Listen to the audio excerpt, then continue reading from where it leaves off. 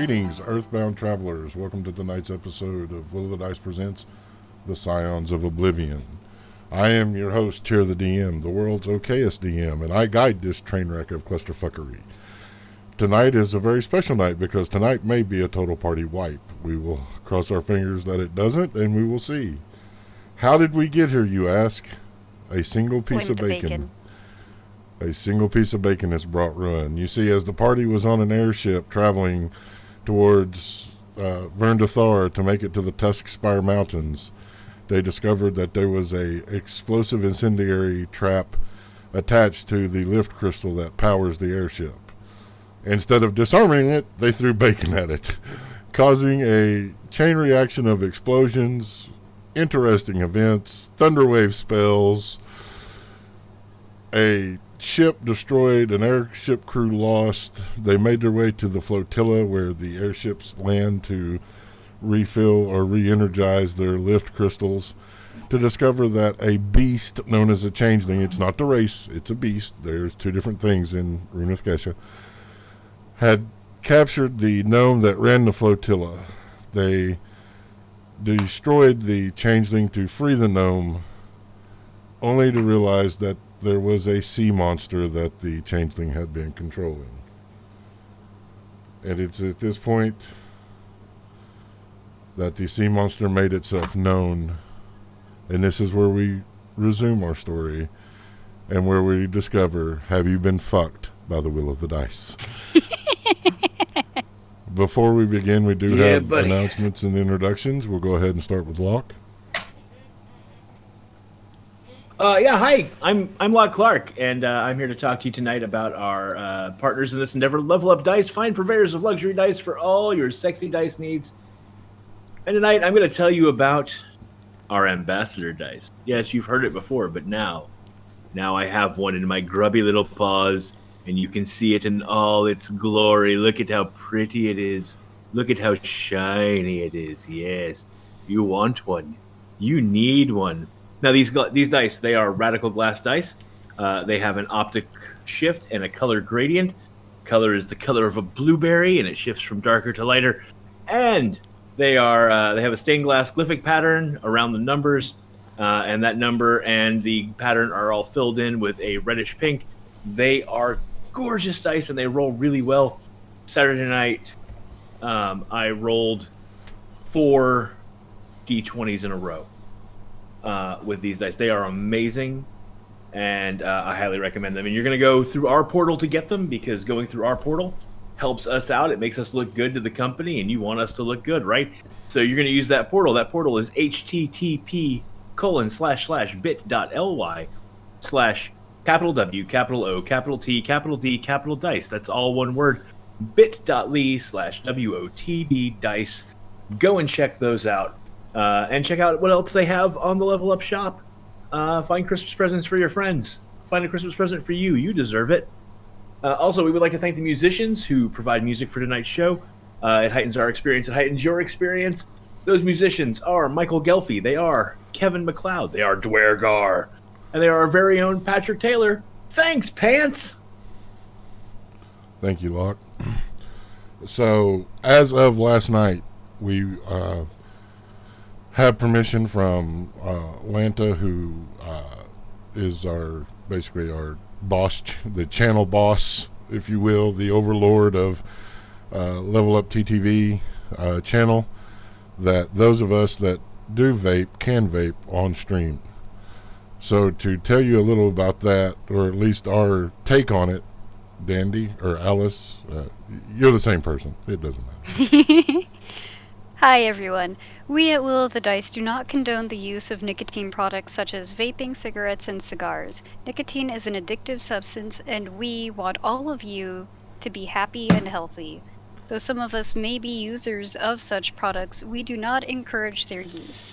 If you already do use and are looking to quit or are trying to quit, there are resources out there, and we encourage and support you in that endeavor.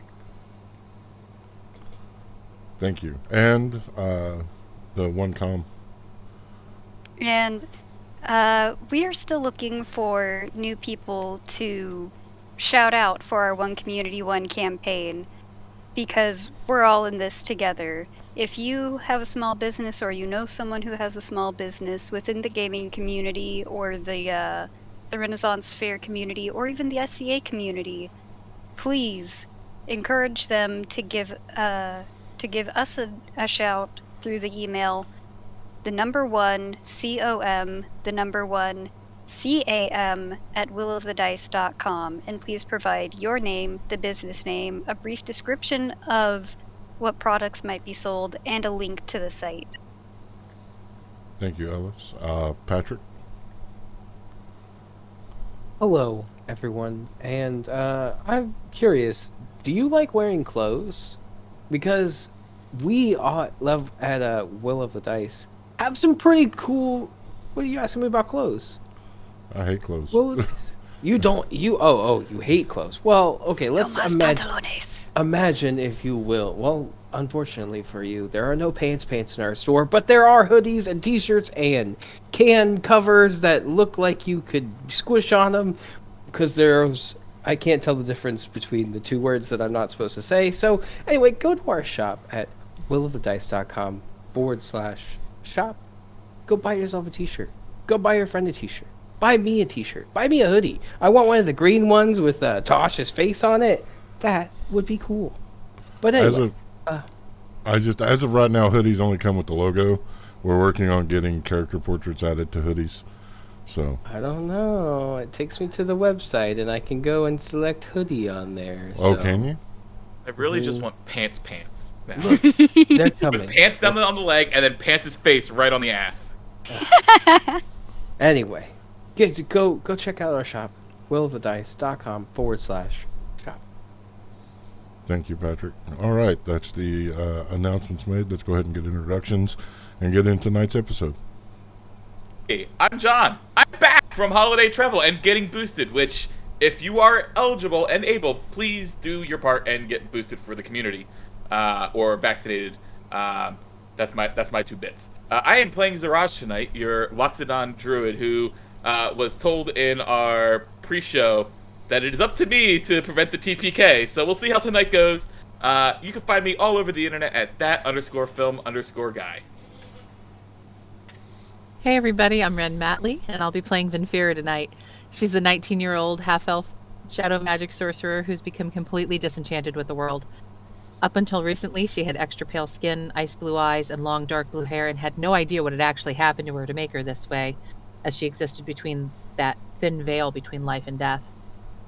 Having released the soul that inhabited her body, she now seems to have dark blonde hair, honey brown eyes, and healthy looking skin, though having a pulse hasn't proven to, see to it that she has a heart. You can find me over on Twitter at Ren_Matley. Hello again, you wonderful internet. It's me, Patrick, and I am the voice tonight of Scrimp. Soft of tone and light of foot, Scrimp is a black and white tabaxi hired by the king of the Minotaurs, one Tarios Frostmane. Trained in the art of spycraft, Scrimp seeks to become Ruth Kesh's greatest spy, and is realizing maybe he could be the better trap disarmer than a certain gnome in the party. But you can find me on Twitter at PeculiarPatrick. Hi everyone, I'm Alice, the voice of Dandy Santy Jumping Nico Box Monfrey, the one with a proven track record and a good track record of disarming traps. I mean, don't we remember the heist episode that was so full of tension and not a single trap went off? Dandy is a 20-year-old gnome rogue with short, fluffy strawberry blonde hair and caramel-colored skin, always dressed in these clothes, mostly cheery, sometimes dreary, more often now than used to be. But the world does seem a bit more bleak nowadays. And she's just trying to do her part now that she's no longer a scion of Oblivion. And you can find me on Twitter at CapandCuppyCake. Hi gamers, I'm still Locke Clark, and I am playing Karak Stoutheart tonight. I am the full orc cleric. of a storm goddess of the orc peoples. I am just trying to get home to my tribe so that I can help save them from the calamity that is befalling as an evil god is waking up. And I was just trying to save the people on the airship, and everything I tried didn't work. It's not my fault. But we persevere, and now we've gone from we went from Speed to Titanic, and now we're in Pirates of the Caribbean. And I don't know how this is going to go, but yeah, we'll see. And you can find me on the Book of Faces and the Twitter Patience at Locke Unruly. That's Locke with an H. Thanks, Locke. And as I said at the beginning of this, I'm Tier the DM. I'm the world's okayest DM. You can find me on Twitter at Tier_the_DM. Now, before we begin, do we have any last requests? Porcelain. Face. Blame the bacon. A teleportation spell? Hi, Mom. Hi, Patrick's mom. Hi, Patrick's Hi, mom. Patrick's mom. Hey, Patrick, come on. Oh, that's right. You reminded me that I didn't do the thing. Tonight's safe word, as always, is porcelain. Can I just use it now? Can we just... I mean, yeah, You we don't can want to be a stop. boy who cried wolf situation. No, it's fine. It's fine. It's fine. I said it before it was announced that was what it was, so it's fine. I haven't officially safe worded yet. We can stop, but I mean, it's not going to change the situation. You're going to have to face it eventually. But I don't wanna. All right, so I need everyone, please roll initiative and join me in Owlbear Rodeo. Yes, sir. Oh, Which one's don't feeling fuck me, Ustad. That one is okay. Oh, Jesus. That's not bad. Nope, that's not what I wanted to click.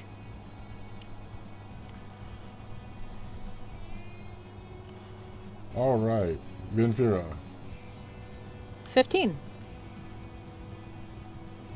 Wait just a second. My encounter builder has gone haywire.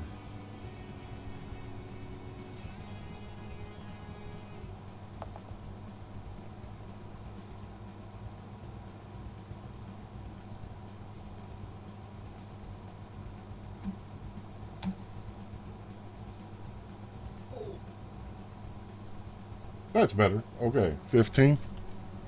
Yep. That's Hurrah. actually one of my better ones. Good deal. 19. Dandy. 22. Scrimp. That's a 14. Oh god, I am going Mirage. first. A very, very mighty 10. And the first roll from me tonight to determine the initiative of the beast.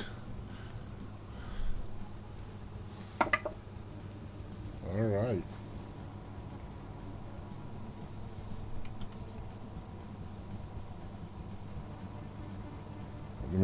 I need to give the audience the owlbear experience.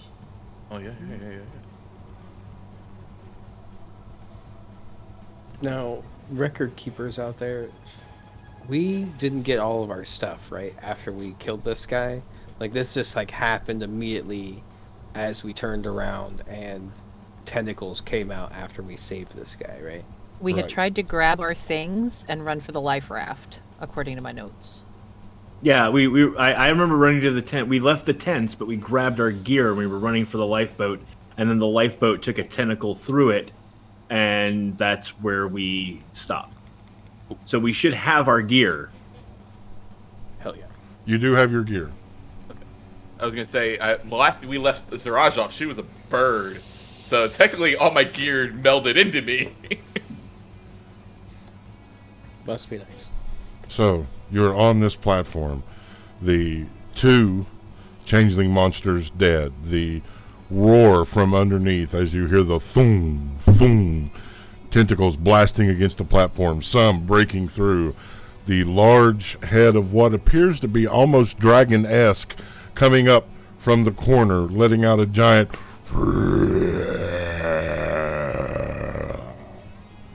Dandy, you're up. Okay, everybody, just remember, When you see the water spout on one side, run to the opposite. Oh wait, no, that's Leviathan's fighting 14. Never mind. That sidebar tossed out the window. That's a good one. I do have a question. These numbered bits, are they for attacking the tentacles? Yes. And So- on that note, do they count as the same creature?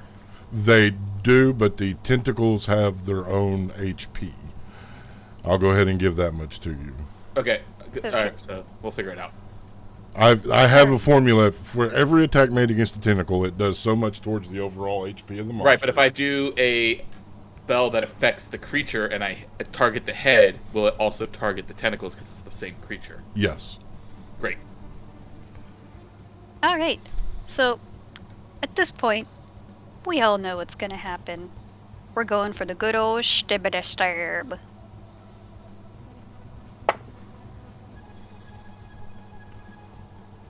Are you moving before you stab thin air, or? Yes, I'm sorry. I'm going to approach number 5. Also, want to give a shout out to Tier the DM for this battle map tonight. Ooh. Ooh, well, thank you, Tier the DM, for this lovely battle map that might kill us. Kawaii tier. He is very kawaii. Yes. Unnatural 20. That will hit. Yay! I need one to use.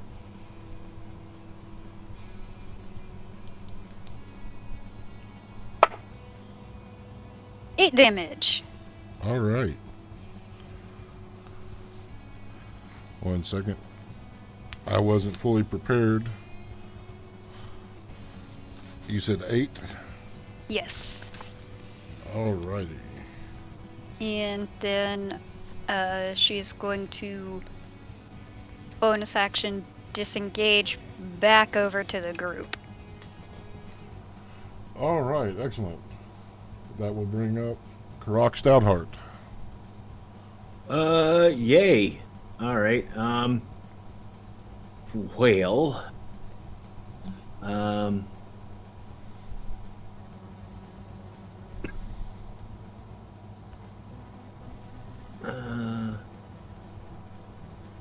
sorry, the map is very small for me, and I don't have a scroll wheel or a mouse with me, so I have to, I'm guessing at things right now.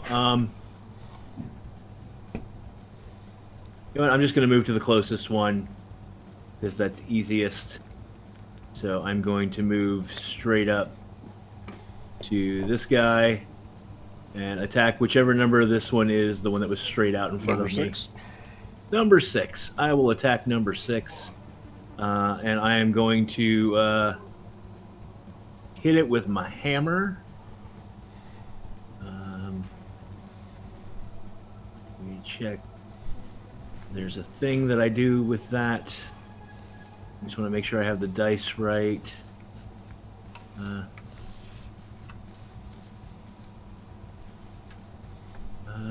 Yeah. Okay, cool. Yeah. So yeah, I'm going to attack with my hammer. I can only attack once because I am just a lowly cleric.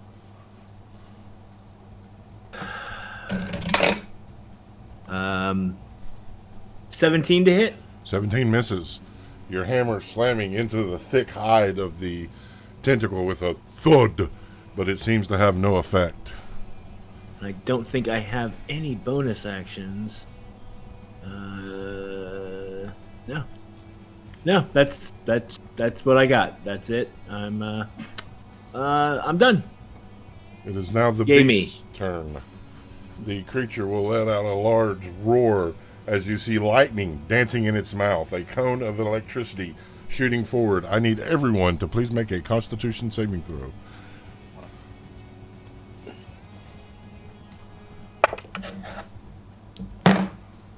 Does it recharge? Okay.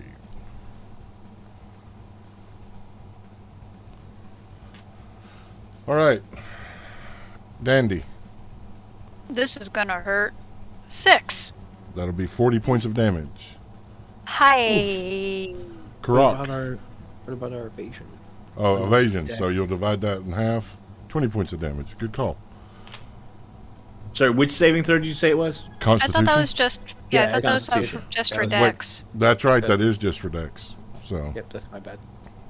Okay, so I have a dirty 20. so 20 points of damage. Scrimp. You said it was 40 points of damage. I also got 6. Yes, 40 points of damage.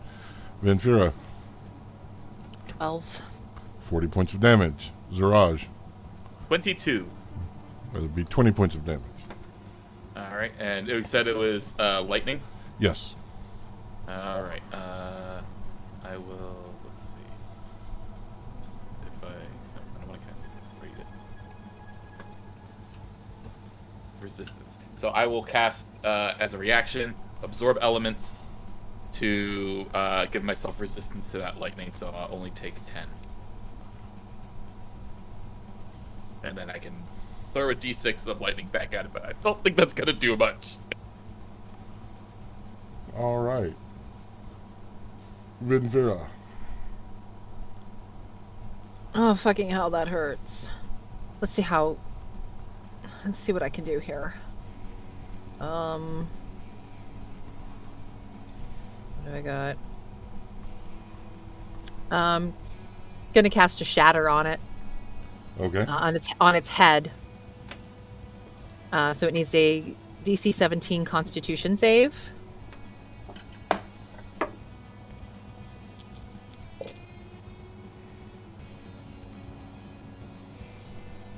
$17 points if it fails, half of that if it succeeds. So the shattering of the shadowed magic summoned the creature rearing its head back as it failed its saving throw. Any other actions? Nope. All right, that'll bring up Scrimp.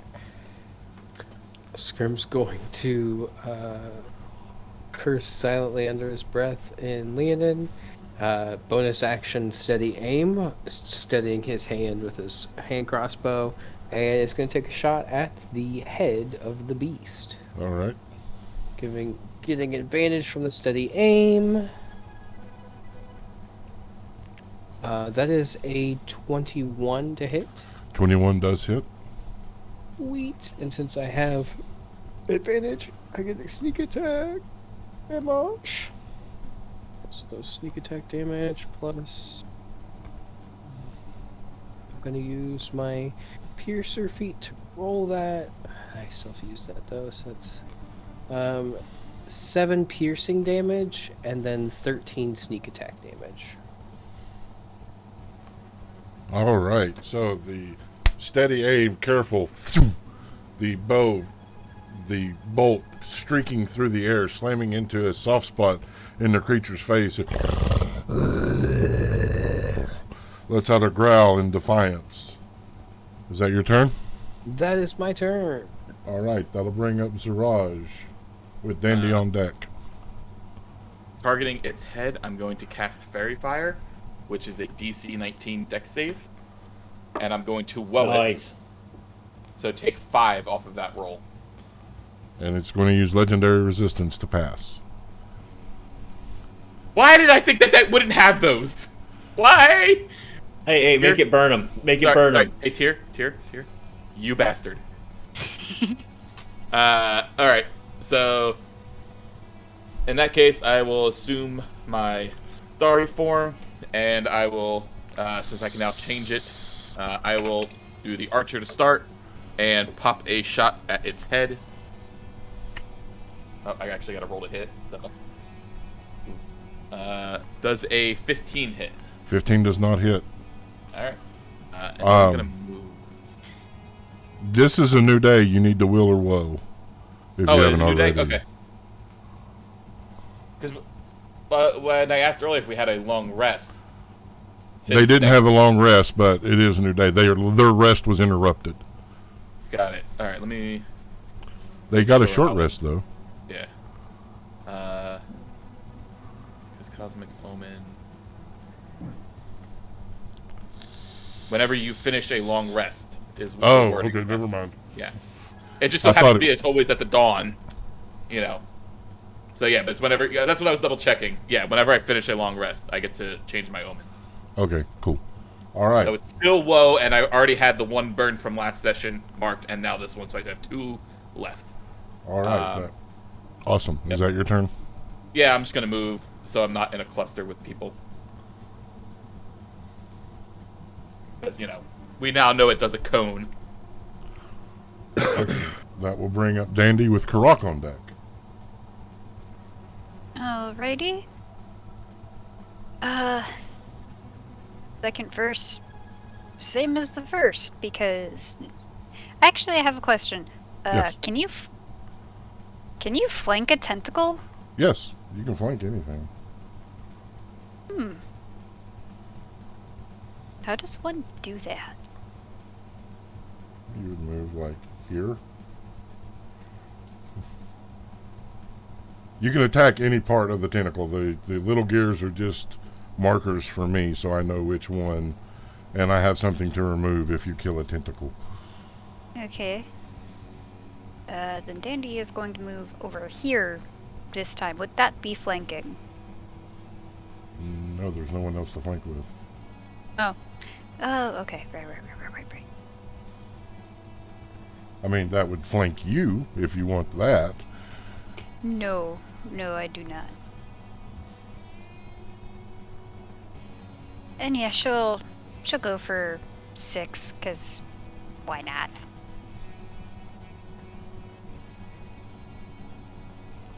Big number, no whammy, stop. Ah! Yet again, a dirty 20. Dirty 20 hits. I need 1 to use, and I need 5 to use.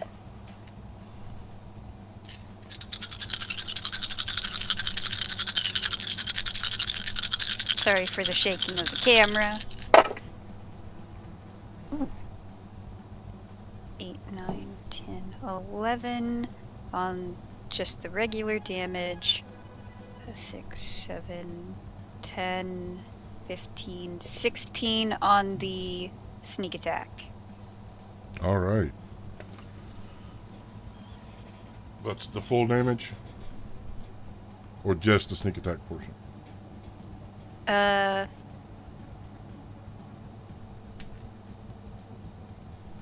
That was just the sneak attack. Okay. Do you need the first part again? Yes. 11. All right. So, sliding under the flipping, wailing tentacle, your blade coming in, stabbing deep, the creature...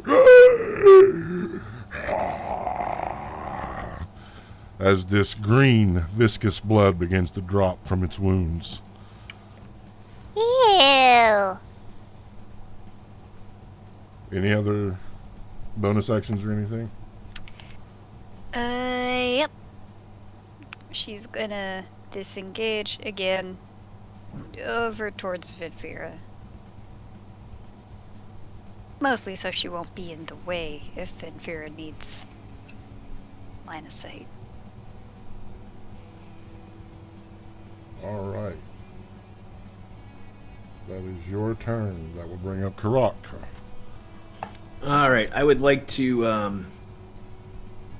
That's probably a bad idea, but I don't care. I'm gonna move slightly over this way, trying to get out of that direct cone from the head. And you know what? Fuck it. I've only got a couple spell slots left, but I'm gonna burn one.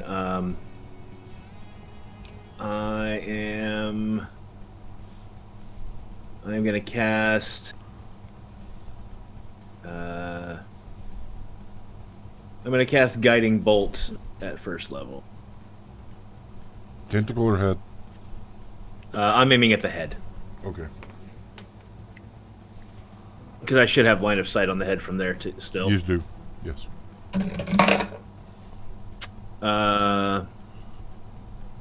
13 plus 9 is 22.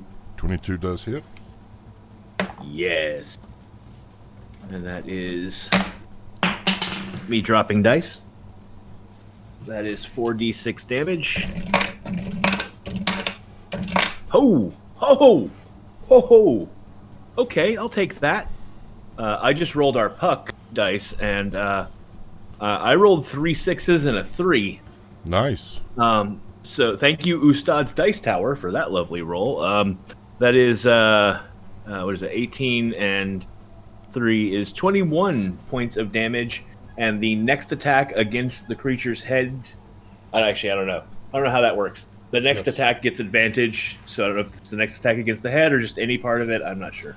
Next attack against the head. All right, cool.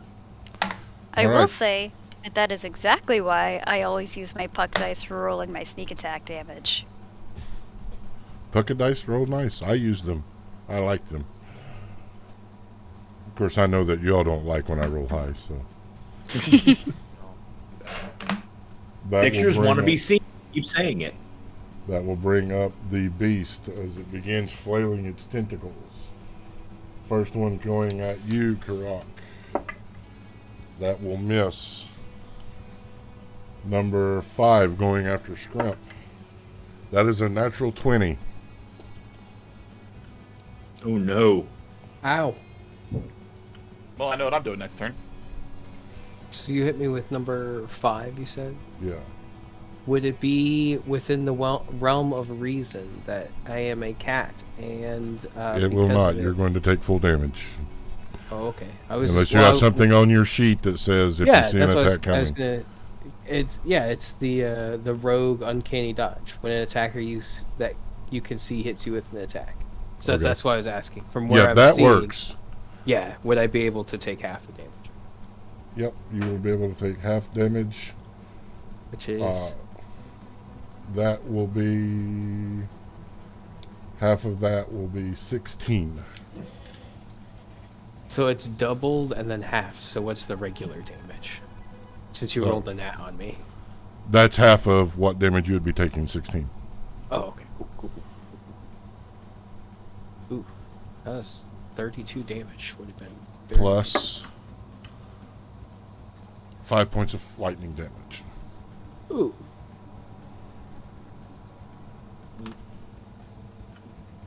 Now, is Scrimp like fuzzy, like in that getting hit with lightning damage is like static electricity and the hairs are just standing up? Maybe Definitely. it's like patches. Definitely patches, bro. It's wet. He's got wet mat in front Yeah, of it's him. like- There's probably like patches of static on him.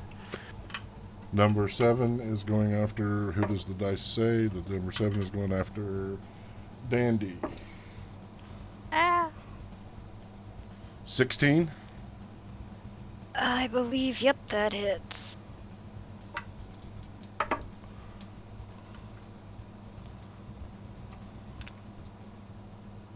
$12 points of damage plus 12 points bludgeoning damage plus 2 points lightning damage.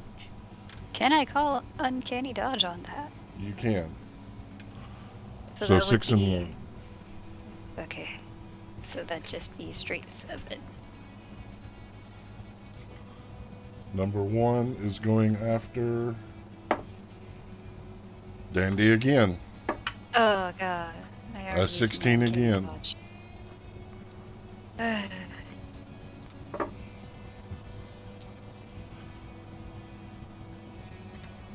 12 points of bludgeoning damage. 1 point of lightning damage. Number 2 is going after Venfira. That is a 6. That will actually miss. Number 3 is going after Ziraj. That is a natural 2 for a 6. I'll take it. And number 8 is going after Karak. Ooh. Nat 20. Did you get that nat 20? I Yeah, got of that course you nat did. 20. All right, bring it. I just want to say I object to the fact that I am a Tempest cleric and I don't get any sort of lightning immunity at this level. I object to that too. I think that's bullshit. So I'm not even sure if I get it at any point. That's wrong. I should be. I shouldn't be able to get damaged At by least, my like, own shit. resistance, if not immunity. Like, Yeah. the bare minimum resistance. Yeah, we'll have to discuss that. But in the interim, that's 20 points bludgeoning damage and 10 points lightning damage. Okay, I need a DC 16 Dex save. Thank you. That is a 19. That'll do it. How much damage did you say again? 20 and what? bludgeoning and 10 lightning. 32.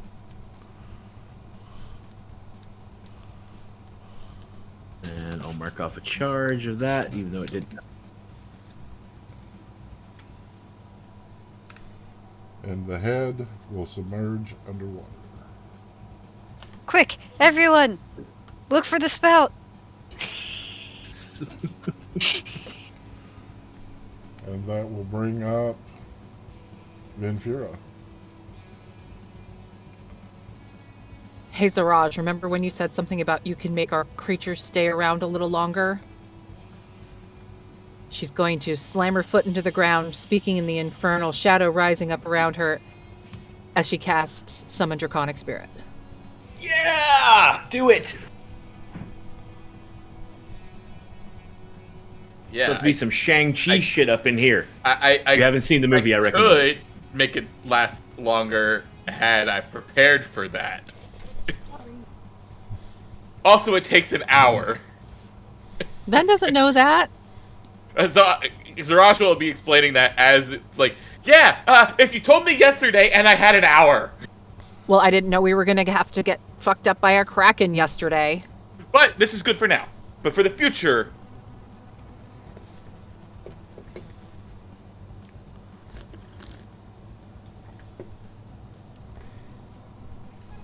All right, so does the dragon get an initiative order, or does it just go directly after you?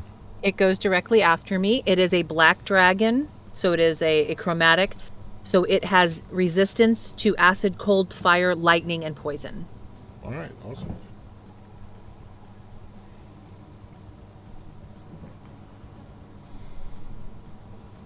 So is that your turn? Yes, that'll be Venfira's turn. All right, so now it's time for the dragon.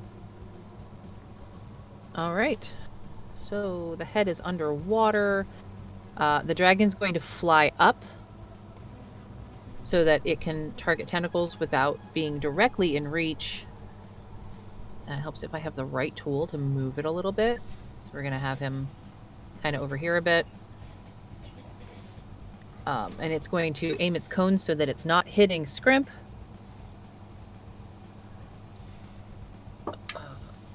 Sorry, I gotta scroll down. All right. So it gets 2 rend attacks, and then 1 with its breath weapon. All right, so first rend attack.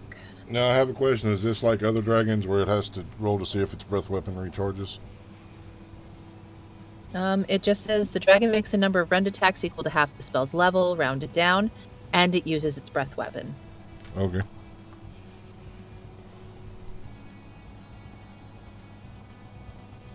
No, it does not say anything about having to wait for a recharge.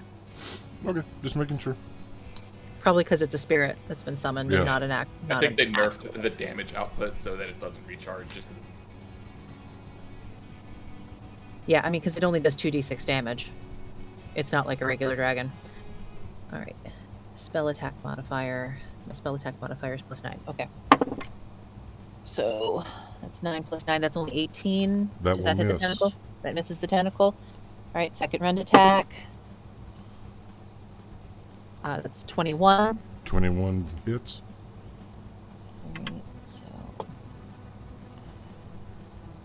5 + 4 is 9 points of... Yeah, oh, it's 9 plus the spell's level. Spell's 5th level. So is it number 5 or number 14. 4? Oh, sorry. It is... Oh, I guess 5 and 4 are on top of each other. I guess it's hitting number 5. Okay.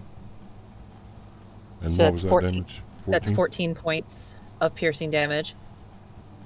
Now, the cone is a 30-foot cone, so it's going to... Because it's been instructed not to hurt the party. Well, It's always friendly to my companions. It's going to aim its cone so that it won't hit Scrimp, but it can hit tentacles 4 and 5. Already. So they will have to make a DC. Each has to make a DC 17 Dexterity save. That's the wrong Okay. die. So they'll take half damage. All right. So that is half of 7 rounded down, so 3 points of damage each. All right, that's the dragon's turn. All right. The shadow dragon entering the fray, that will bring up Scrimp. The creature having done its rend attack and its mighty breath weapon, the tentacles recoiling for a moment. What is its breath weapon, by the way? Oh, I was totally just looking at that. Crap. I want to say black dragons are acid. No, it's not like a regular dragon. Ah. Sorry. I gotta scroll back down to it. Oh, shoot. Sorry, I have to find it again. It's fine. It's not lightning, right? That's the thing. It's not lightning. Okay. I'm trying to remember if it was... That's all I needed to know. It was either lightning. cold or acid.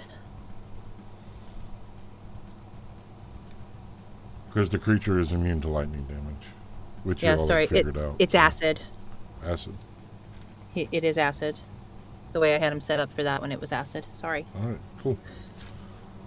All right, that will bring up Scrimp.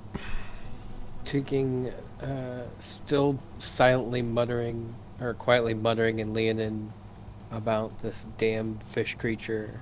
He's going to quick swap with my dual wielder feat. I can stow and draw at the same time, so he's going to stow the hand crossbow and draw his rapier, taking an inhale to use the limited use feline agility to double my movement speed. Scrimp is then going to full on run to tentacle number 3 and attempt to strike it with his rapier.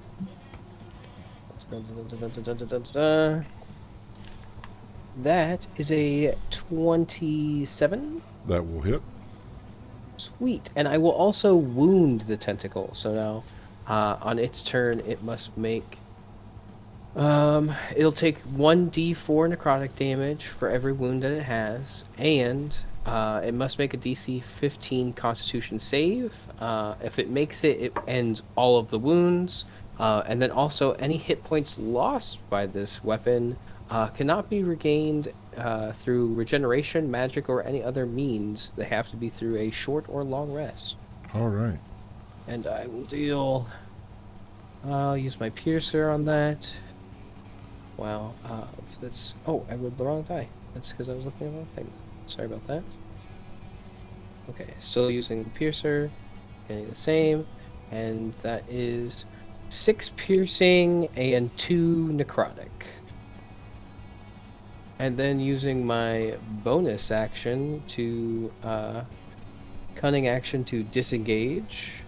And Scrimp is going to run back over by Ziraj and look Siraj dead in the eyes and be like, I'm hurting very badly, please help me. There's an order of operations here. I know you're new to this, but there's like, you go, and someone else goes, and then I go. Like, there's an order, don't worry, I got it. Yes, that's Mama's why I'm got here. you. That's why I'm here. I'm hurting very, very badly. All right. And that's so, my whole turn. So running up, the rapier finding between the scaly hide of the tentacle, a place to pierce, the wound happening, and then running back to Ziraj. Ziraj, you're up. So, explaining all of this to Scrimp, I then walk past Scrimp, leaving him there. As I pull out my sickle and I start twirling it around to cast Mass Cure Wounds, which will be 3d8 plus 4 from the sickle. So everyone's going to get... Oh, and at the start of my turn, the Twinkling Constellation will be changing from Archer to Chalice. Okay. And so I'm casting a spell. 8. Ooh, I like this. This is a good roll, people. 17. I can math. 17, 21 for every 26 for everyone because I get that my modifier on that. And then from the chalice, an extra 2d8 to your boy Scrimp, which will be an additional 8 to Scrimp. All right. Sorry, how much? You cut out for me. How much was it for everyone? 26 for everybody. Thank you. Sorry. Yeah, you're fine. I got you. So that was action, and do I have a good bonus action to do right now? I don't have a good bonus action right now, so I am going to move 10 feet. I'm going to move back to where I was, because I kind of like that not being in a clump with everybody and just being in a clump with one other person who ran up to my face. All You're right. the healer. Heal Is me. that your turn? Yep. Kill me. Walks past him. That will bring up Dandy. Alright.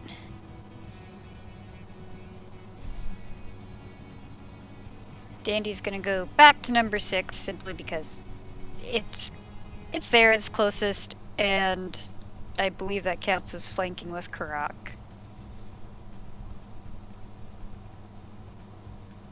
Yes.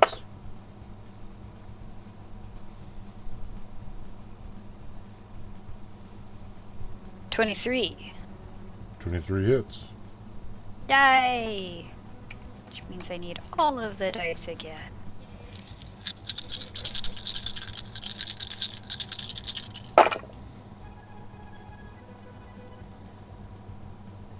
Okay, 6, 10, 16, 18, 19, 20, 21, 22, 24 in total.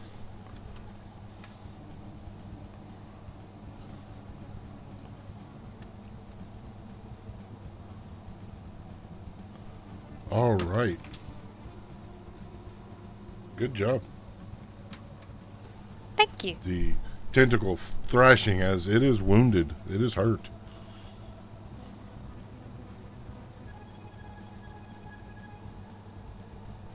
And she's gonna disengage and go a bit further back this time to hopefully try and be out of reach of something. All right. That will bring up Karak. All right. I am going to turn, and I am going to face this direction,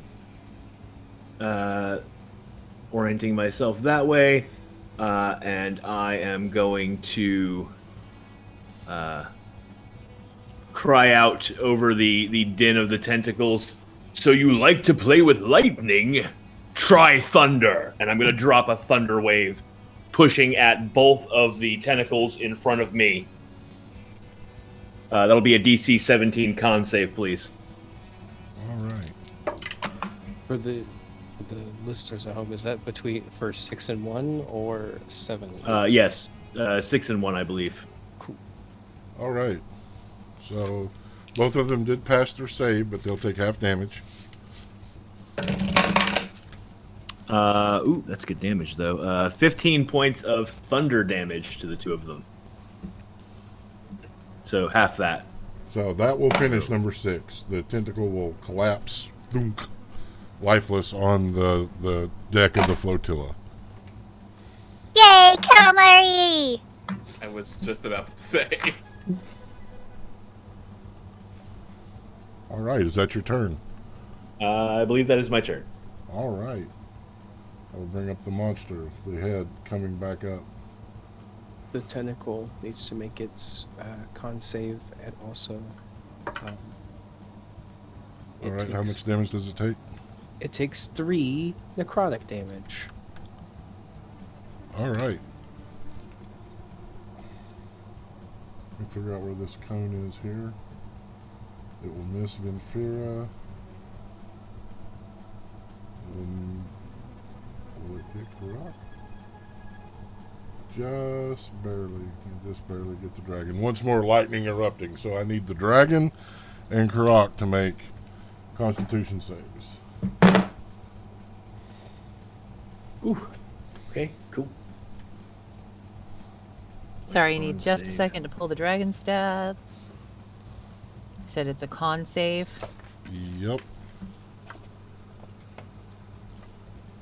When the head comes out of the water, can Scrim call over the top of it, just like as a one sentence, like "let me at him" kind of thing?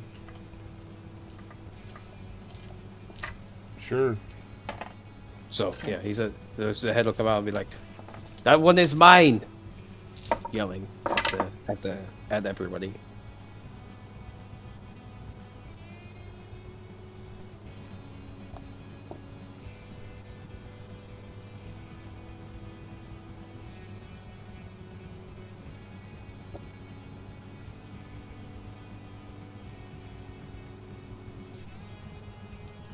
Right, the dragon got a 19 and is resistant to lightning. And I got a 21. And somehow I'm not resistant to lightning. Okay, so Not salty. I'd have to do a calculator here.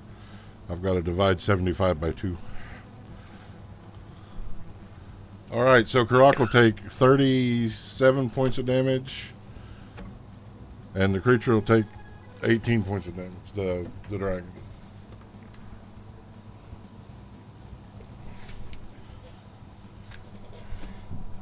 The cone of lightning will be followed by an eerie no sonai. I need everyone to please make a wisdom saving throw as you feel fear trying to seep into you from this haunted melody. All right, this isn't A a charm frightened effect effect? at all? Sorry. Yeah, it's not a charmed effect, right? Right. But it is a frightened I'm- effect, correct? Yep. Great, because I have locked it on Serenity. Fuck my dice. I'm real good at wisdom, boss. Me too, and I have advantage. Fuck my dice. At least, and you can't blame it on Ustad like Locke can. Dandy, I can. Fuck you, Ustad. 19. you are fine. Locke, 24. you're fine. Scrimp, A dirty 20. you are fine. Vinfira, 18? you are fine. Vinfira's dragon. Oh, I need to do one for the dragon. Sorry. Ah. Well, that's a 19 on the die. It'll be fine. Yeah. Ziraj, So advantage, and with a plus 10 modifier, 18. 18. You made it. You're fine. Thanks, Ustad. I'll bring up Vinfira. The head is up above the water, correct? Yes. All right. I'm going to drop a blight on that bitch. Yeah. All Right on the head. So it'll need a DC 17 con save. And if it succeeds, it's half. If it does not, then it's full damage. And I didn't pre-roll my damage like I normally would because the head wasn't visible before when I was trying to decide what to do. So I need my calculator. I'm really sorry. I just don't do math fast enough to just do it. Okay, that's an 8. That's an 8. It's a 7.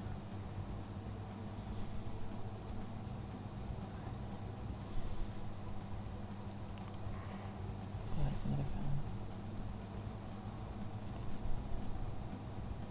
Alright, so 38 points of damage if it fails, half if it succeeds. All right. Excellent. The shadows wreathing your hands, the shooting forward, crowning the creature before wrapping down almost like vines, constricting lines of necrotic energy burning into the creature as it howls in rage. It is now taking a legendary action. And let's see. That'll be Scrimp, Siraj, Dandy, and Vinfira. I need Constitution saves as fire erupts from the creature.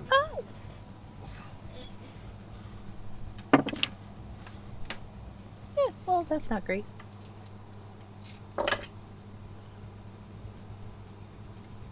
Can I see this attack coming? Is it an attack, or is it a... It does not count as an attack for uncanny dodge.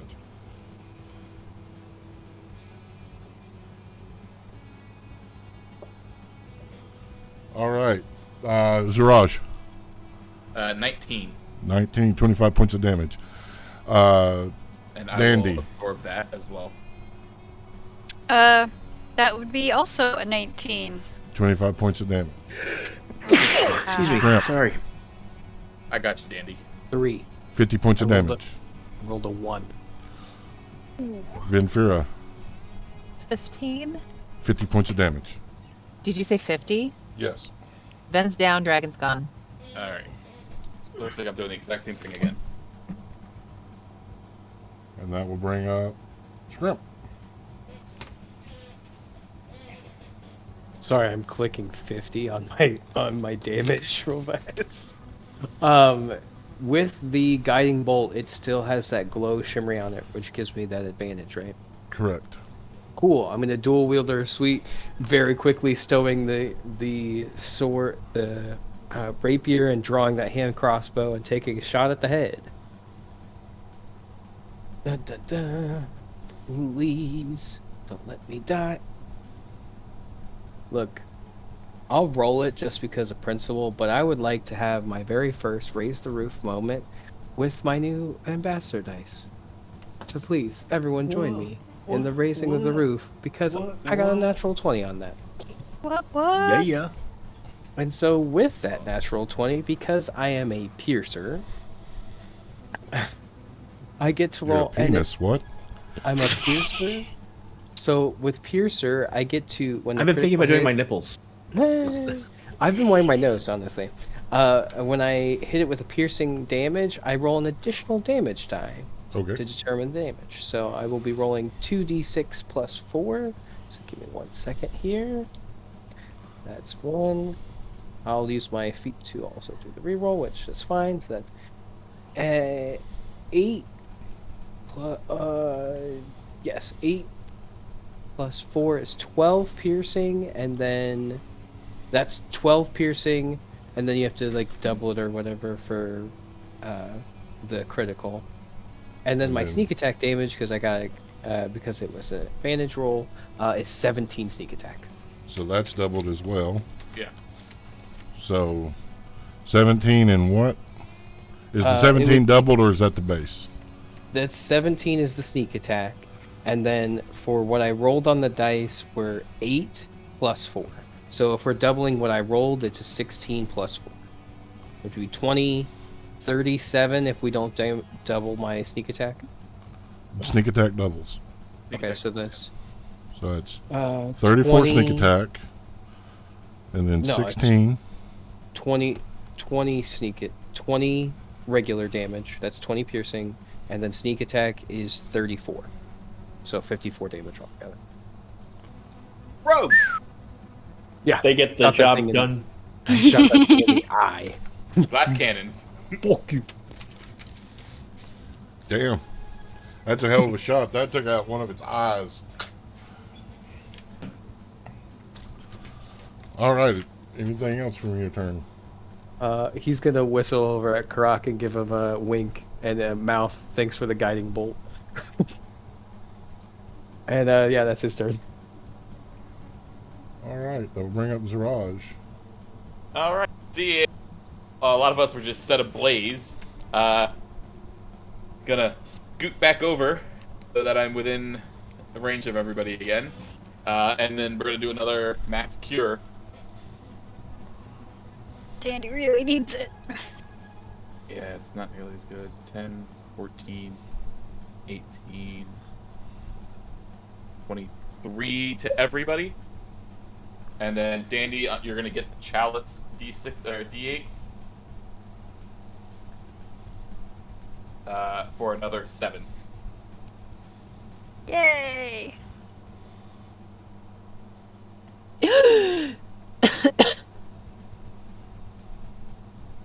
Welcome back, Ben. All right. Is that your turn, Ziraj? That is my turn. Because that is a full action. All right. Creature's using another one of its legendary actions. All of the tentacles at once slam onto the flotilla. It shakes. I need everyone to please give me a dexterity save. Do I see it coming? I don't have anything else. I just want to know if I see it. I don't think you're underwater, so I don't think you'd be able to see that. Yeah. Oh, it's coming from underneath. Yeah, it's usually where it would do that. All right. Dandy. 27 evasion. 27 with evasion, so you will take 4 points of damage. Karak. 8. 8. You will take 14 points of damage, and you are prone. Scrimp. 28 with evasion. So you will take the 4 points of damage. Vinfira. 4. 15 And I points was of already, damage. and I think I was already down on the ground. So you stay prone. Ragdolled. It's like, duh. So you said 14, right? Yeah. It's like laying on your back in a bouncy castle. Ziraj. Dirty, dirty, dirty 20. All right, so you'll take 7 points of damage and not prone. Wait, we still failed our evasion? With evasion, we don't take any damage if we succeed. Oh, that's right. You succeeded. Never mind. I'm sorry. It's been a long week. Today's been No, a I was shitty mental very- health day. So. There's a lot of rules to remember in this game. It's fine. I was very scared. Okay. It's hard to now, knock a good elephant down. Dandy, you're up. Okay. Well, tentacle number 6 is gone. The head's still there. Do-do-do-do. Doing the Shrek meme of 3, pick 3, my lord.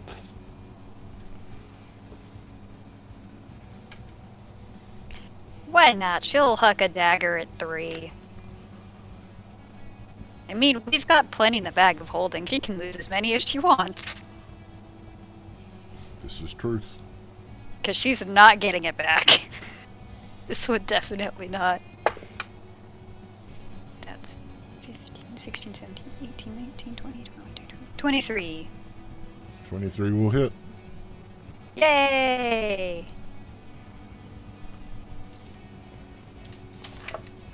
Eight max damage! Woo! 8 points of damage. Nice. The dagger flying through the air. Stabbing into the tentacle. Thunk. The creature.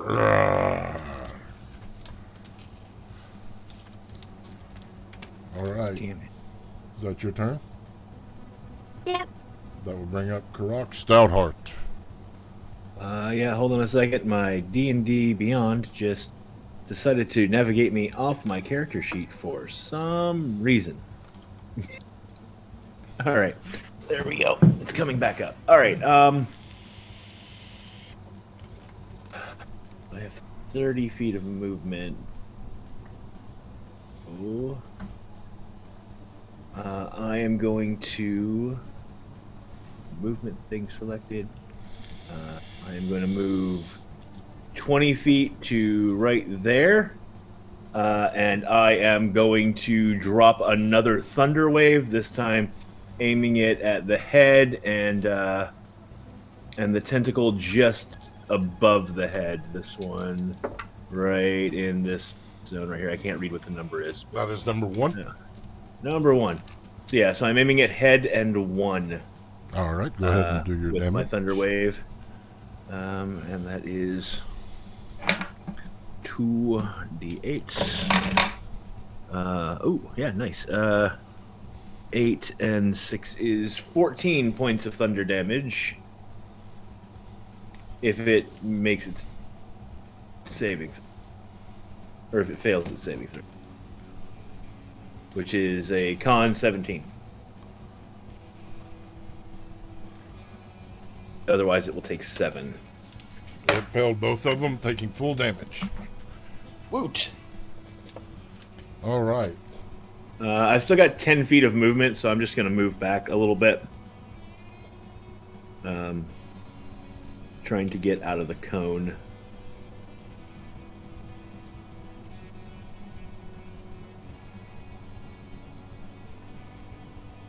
You can go ahead. I'll just move myself.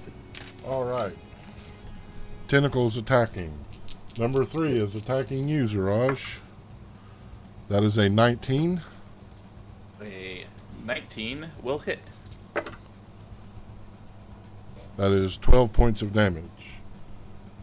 Number 2 going after Vinfira. 18. Yeah, that hits.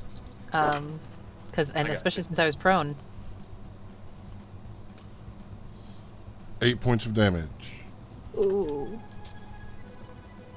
Number 1. Still breathing. Let me measure the distance. I got it.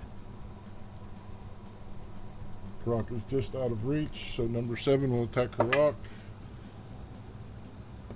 19. I don't think that hits.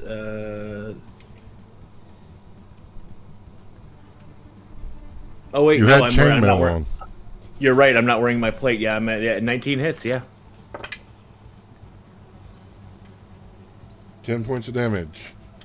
Okay. I just for clarity, because I forgot that I was prone, so I couldn't have taken that much movement as my movement.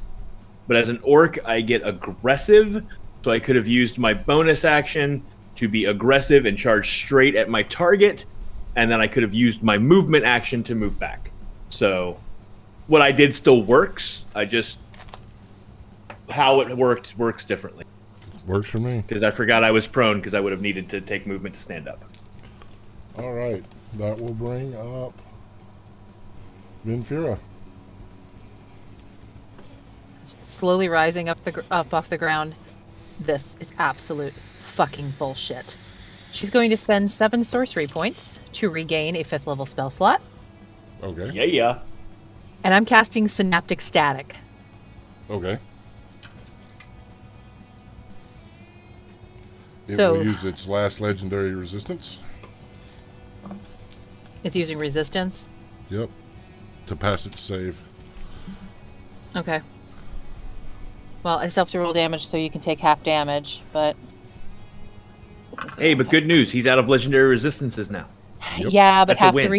reason I picked that spell over Blight was because of what would happen if he failed. Fair enough. So that's 8d6.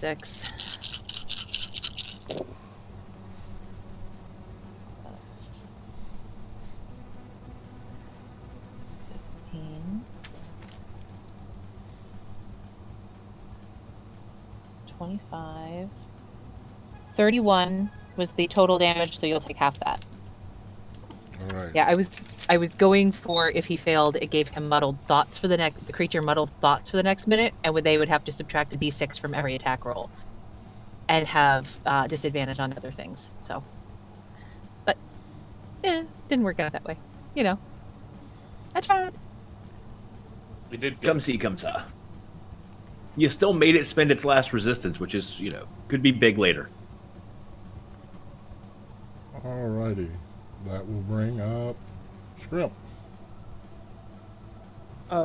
Yes. Also, did the creature do its Constitution save? It did. It passed. Okay, so It got a it'll still 19. take. Cool. It'll still take the 4 damage from the necrotic from the wound, but then the wound will be. And it's just on that tentacle. Okay, so Scrimp, having taken a breath and shot his hand crossbow, is again going to use dual wielder to swap weapons to his fondly called the Puma Claw, and is going to take a deep breath in and summoning his feline agility, so I can double my movement for the turn. And then he is going to run straight forward at the creature's head. Is going to bounce into combat so that he can try and take a stab.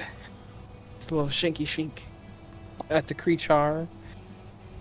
That's a 14, I believe. So 14 total. Yes. 14 total misses. Right, and then bonus action to disengage, and is going to back up the 20 feet to about here. All right. And that is my turn. All right, that'll bring up Ziraj. I'm going to change it up just slightly, and we're going to cast Aura of Vitality. So that as a bonus action, I can heal 2d6, and with Chalice, I'll do the same. And all of that going to Ben. 5, 10. Yay, because I was on 1 hit point. You're going to get 19 points this round. But as long as they maintain concentration as a bonus action, I can pop 2d6 while doing other things. And then I'm going to move out of the clump. Back to my safety corner. All right, And that is my turn. that's your turn. All right, awesome. That will bring up Dandy. Awesome sauce.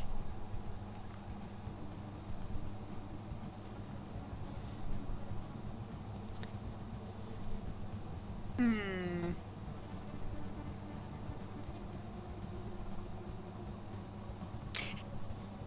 Yeah, Danny's just gonna huck another dagger at number 3. All right.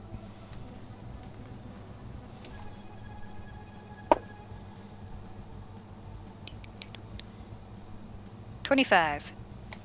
25 hits. Max damage again! 8. Another dagger bearing right beside the last one. Just thunk. The creature not happy, looking like it's taking some damage. It doesn't look as spry as it did. It's like I'm playing darts.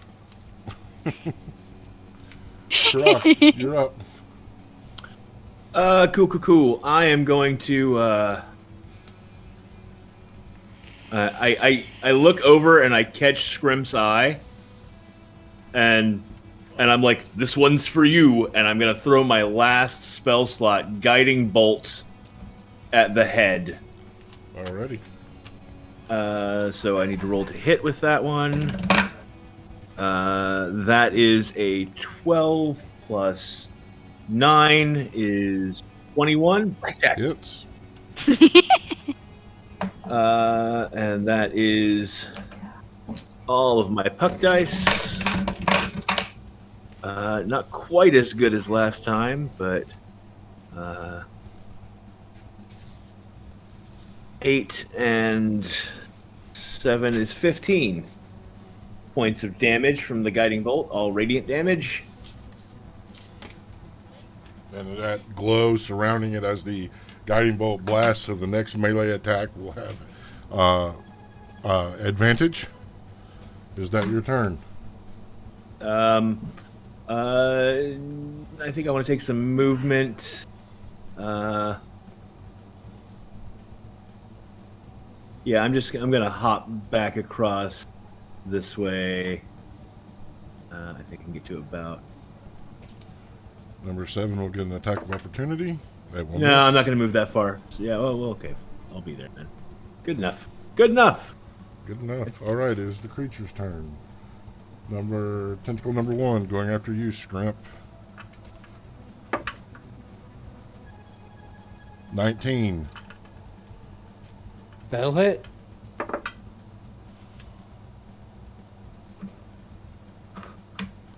Will I 14 see points this of damage. Will I see this attack coming? You can take half of it, yeah. So 7 points of damage. Yeah, I'll use my reaction on that one. Number 2 is going after, the dice says, Scrimp. Oh, my friend, I am so sorry. Yeah, I should use evasion on this one, huh? Yeah, that is a nat 20. That is perfectly fine. 28 points of damage. Crimp is down. Number 3 is going after Vinfira. 16. Yeah, that hits. I've got AC of 13. So that's all ones. So 7 points of damage. Still up. Yay. Number 4 is going after Dandy. 18. That definitely hits.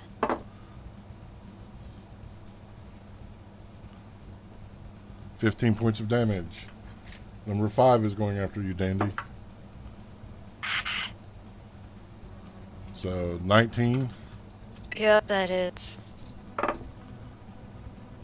That is 6, 7, 8, 9. 13 points of damage. Still standing. Number 8 is going after Karak. That will miss. Number 7. 19. That'll hit.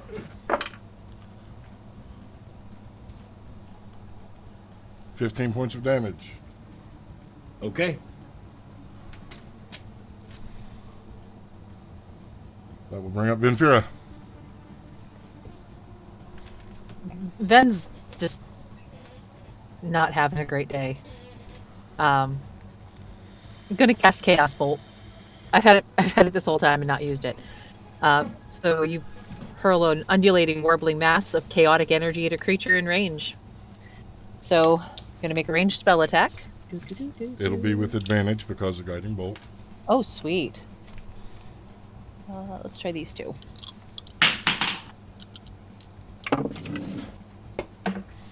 That's a crit. So 29 to hit. Ooh. That'll hit. Now, it's a spell, but it's a crit. Do I still double damage? Crit damage, yep. Sweet. All right. So I have to... First, I have to get my d8s. So it's still 2d8, and I just double whatever it rolls, right? Yep. Making sure I'm doing it the way you like it done. So that's 7. And I get to pick the number off of one of them to be the type of damage. So it's going to be cold damage. And it does... Oh, it's 2d8 plus 1d6. And that's an additional 4. So that's what, 11? Right? That's 11 points of cold damage. So 22. So there you go. Unfortunately, I did not roll the same number on both of the d8s, so the energy does not jump. All right. Is that Vin's turn? That is Venfira's turn. All right. Scrimp, I need a death saving throw, please. It's just a straight roll, 10 plus, right? Just straight roll, 10 or better. 19. I want a memory that would keep Scrimp fighting to stay alive. Oh, gosh. Probably the first meal that Scrimp had when he was basically scooped up off of the street. When he was basically recruited / kidnapped. It was his first warm meal he had in a few days. He was very, very skinny little shivery kitty, and yeah, it's just a nice little warm milk-ish, because we're not going to play into the cat thing, but it was a warm soup. Very cool. All right. 1 successful death save. Ziraj, you are up. Just because of movements, I cannot touch Scrimp and do what else I want to do, but I have options to keep him from dying. So, as a bonus action, I am going to give 2d6 of healing from the Aura of Vitality to Karak. Karak, you're going to get 8 points of healing back. Then I'm going to cast a 4th level Cure Wounds on Dandy. So that'll be 48, plus the sickle gives me an extra 4. My d8s.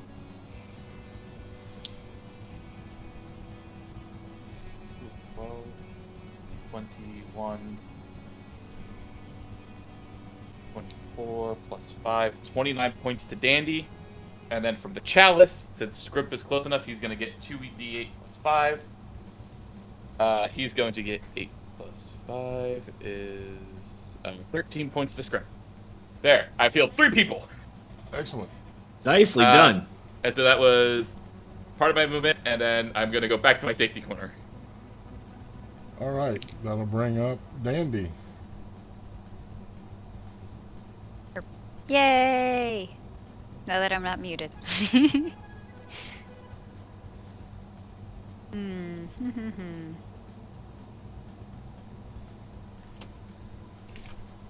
Yeah, why not? We're just gonna keep hucking daggers at number 3.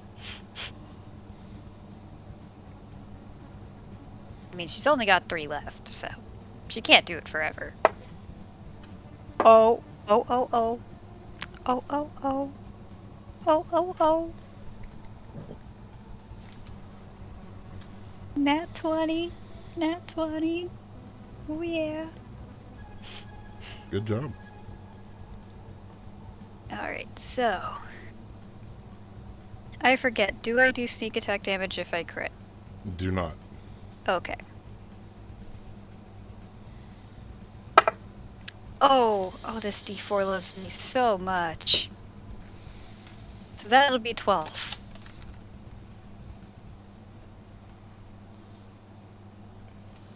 Just from a Alright. dagger. Nice job. Is that your turn? Yeah. That'll bring up Croc Stoutheart. Okay, I have now seen 3 of my friends drop during this fight. I am out of spell slots. As my action, I call upon my deity. Lammergosh, give us the strength to defeat this creature. I'm rolling Divine Intervention. All right. Have to get a 10 or lower. Yep. No, 36. You feel the divine presence is there, but just doesn't manifest. Yep, that's my turn. That's what I got. All right. I need Scrimp, Vinfera, and Dandy to make Constitution saving throws as another bolt of lightning bursts from the creature's mouth. Damn.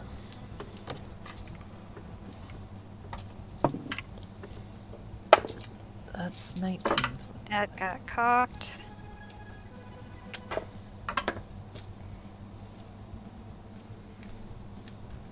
All right, Dandy. 12. All right, that is 66 points of damage. She's down. Scrimp. So I'm going to assume that a 13 also is not going to make it. And I'm going to take 66 points of damage. Yeah. And Vinfera. 26. 33 points of damage. And I'm down. It's the creature's turn. It is now Vinfera. I need a death saving throw, please. Flat Up. 20, 10 or better. For success. That's cocked. Sorry. 20. 20. That is 2 successful saves. I need a memory that would keep Vinfera tied to this world. Funny enough, sitting around the campfire talking to Karak and him reassuring her that if nothing else, she always had a home with him. Excellent. Scrimp.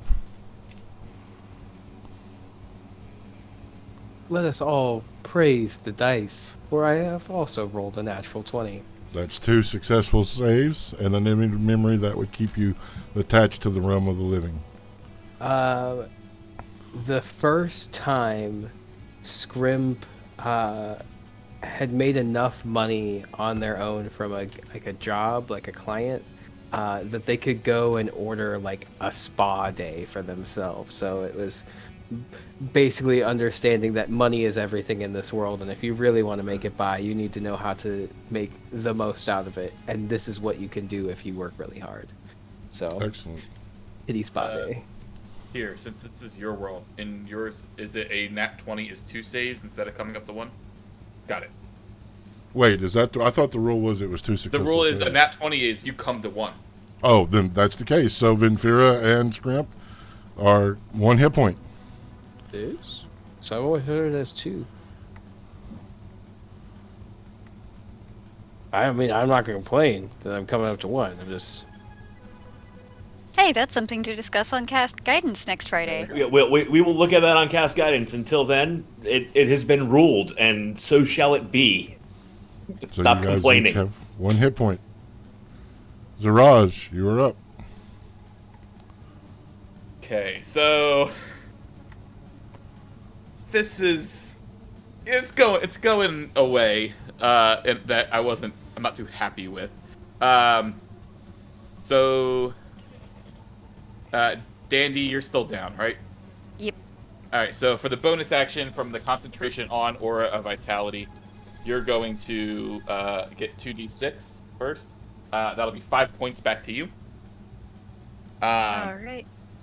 And then I am going to lose the concentration on, purposely drop it on Aura of Vitality, as I'm going to cast Polymorph on the creature, and I'm going to woe it tier.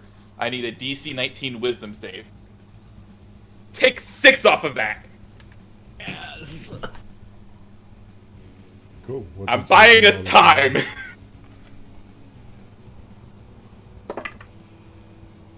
Oh, oh. So, you said the DC was 19. 19. I rolled a 19. It gets plus 2, which will be 21 minus 6. Yes.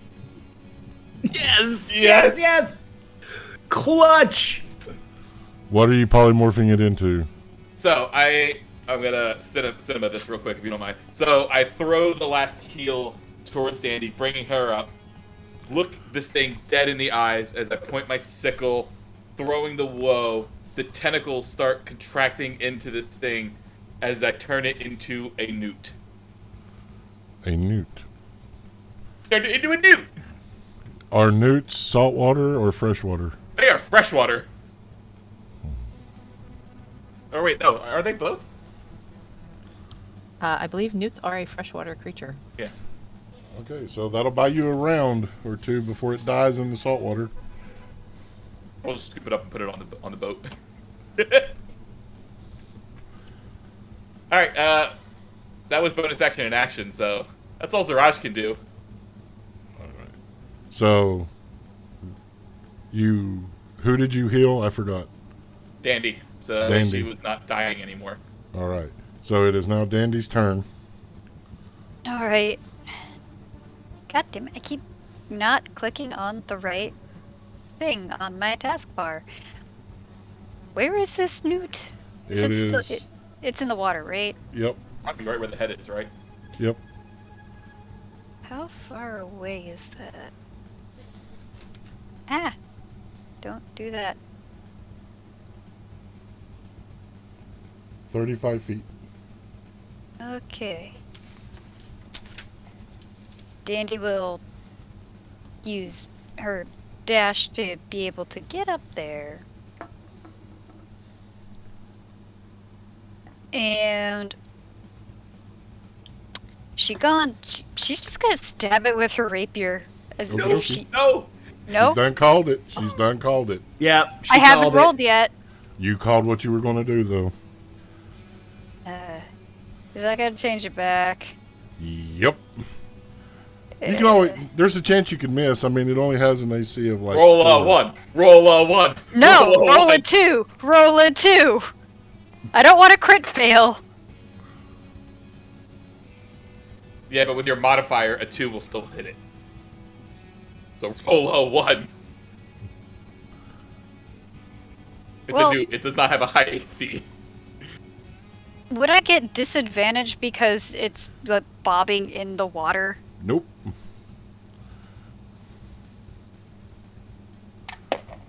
Okay, thank you, Die. I guess you didn't want to. I guess you were gonna roll high, so you just escaped out of my hand. That's what I'm going with. And now you're lost somewhere in what used to be my dice box. See, I'm not the only one that loses dice. I lose dice all the time.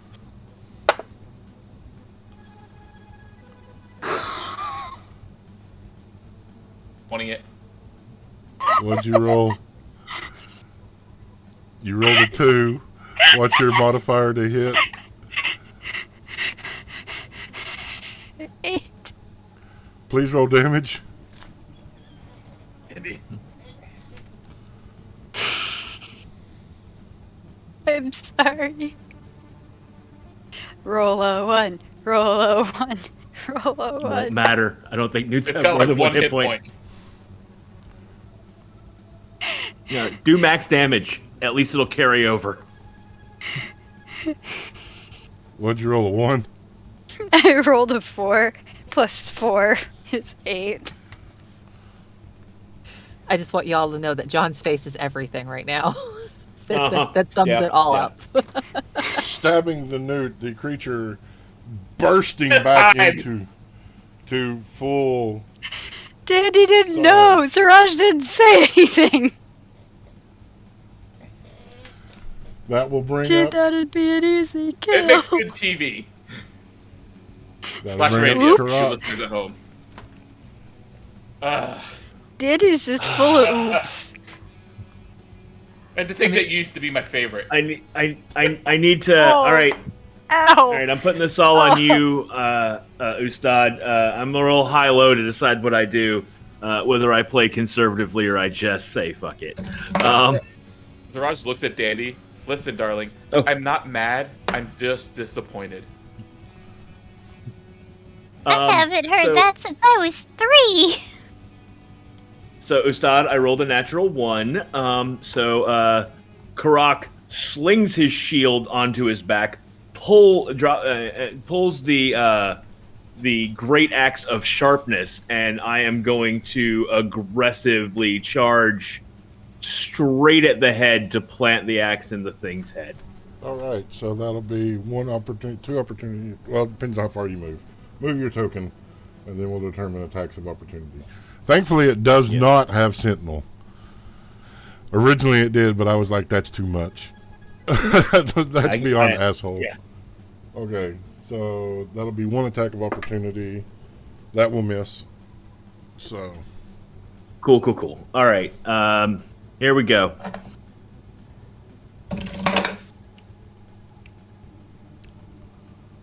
nat 20. Nat 20. Okay. Here we go, kids. Let's all the things. So that is 2d6 plus 3 and a d8 for that. Oh, that's good stuff. So that is 18 plus 3 is actually no, I should do it this way.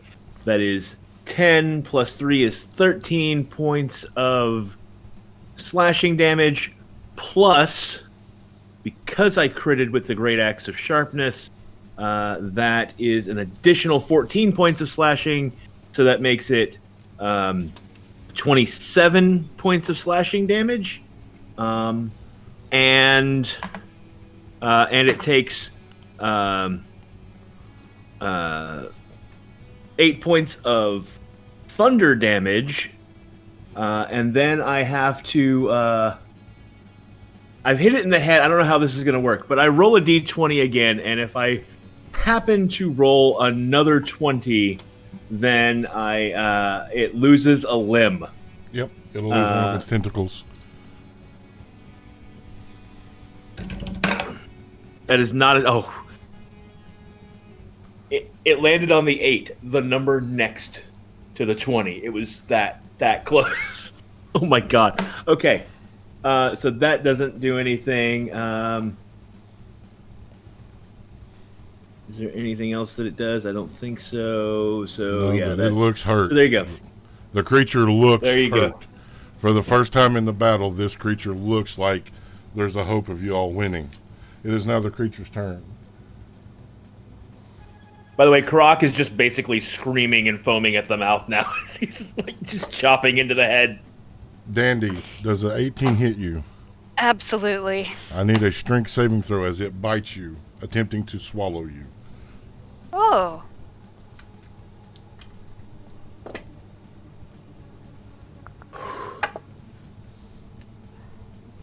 What is that number? That's a 15. I think Dandy's getting swallowed. You will take 20 points of damage, but you are not swallowed. She's dead, down again. I knew that Tentacle was gonna number happen. 7 is attacking you, Karak. That is a Okay. natural 20. These ambassador Alright. dice roll so good. They really do. That is 23 points of damage. I am down. Number 1 is going after Scrimp. That's a 19. Yeah, that's a hit. That is 18 points of damage. That's me. I'm down. I'm sorry, everybody. Number 2 is going after Benfira. 14. Yeah, that hits, and I only have 1 hit point, so So you're down. down. Number 3 is going after Ziraj. Yep. At least I got hit points. That is a nat 20. Fuck me. Oh god. I spoke too soon. I have plans. That is 36 points of damage. Plans in the afterlife, or For some of us, maybe. Because everybody but me is down now, right? Mm-hmm. Yes. We still Great. get our turns though. Yeah. No, I know. I know. I'm scared. I'm All scared, right. Dave. Will I dream? Benfira, death save. okie doke. I'm so sorry. That's only a 5. So bring up a memory that would give Benfira reason to release the pain and step into the afterlife.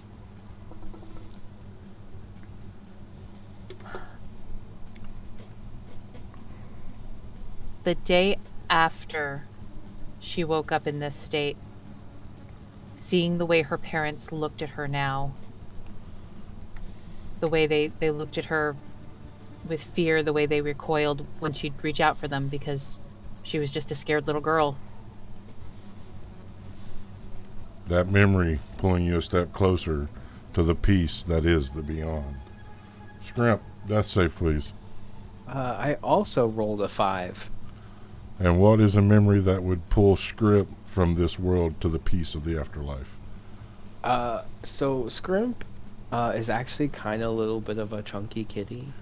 And so one of the days when he was like first, like we're now like a few years, he's a little bit older. He's probably like in his like early teen years, preteen years of a cat. And he's getting made fun of, and because he's just not able to do the obstacle courses as much as the other talent, whatever you want to call these things that have been kidnapped by by this group of spies to be training. And he's just like, I should just give up. I don't know what I'm doing. Why am I even here? I'm not going to be the best spy in the world. But there's like young version of him, so that just kind of echoes. All right. Ziraj, you're up. Feeling overwhelmed with dread, which is odd for a serene Loxodon.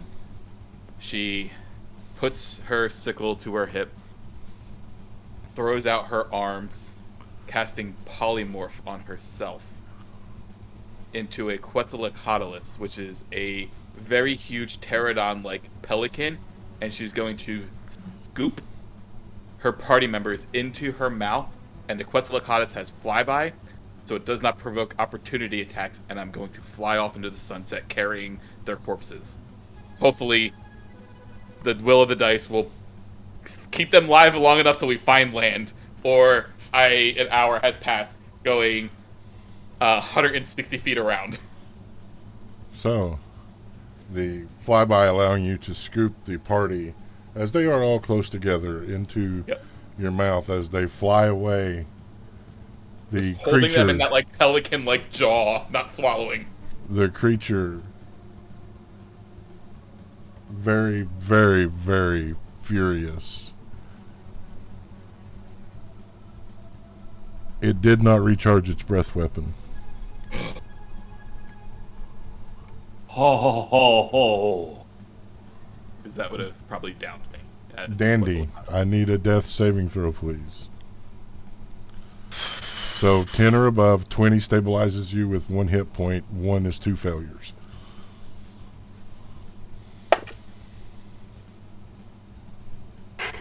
Fives all around. What is a memory that would lure Dandy to give up this world and go to a place of peace in the afterlife? The day not so long ago when she found out that her parents had no memory of her whatsoever. All right. Karak, death save, please. 18. 18. What is a memory that would keep Karak going? Keep him fighting to stay alive? Learning to hunt with his sister when he was small. Excellent. Vinfira. Okie doke.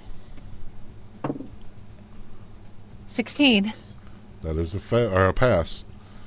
What is a memory that would keep Vinfira going forward? Remembering meeting Seamus, the first person at that point in the 2 years since she had changed, who didn't regard her with fear and proceeded to teach her to cuss. Excellent. Scrimp.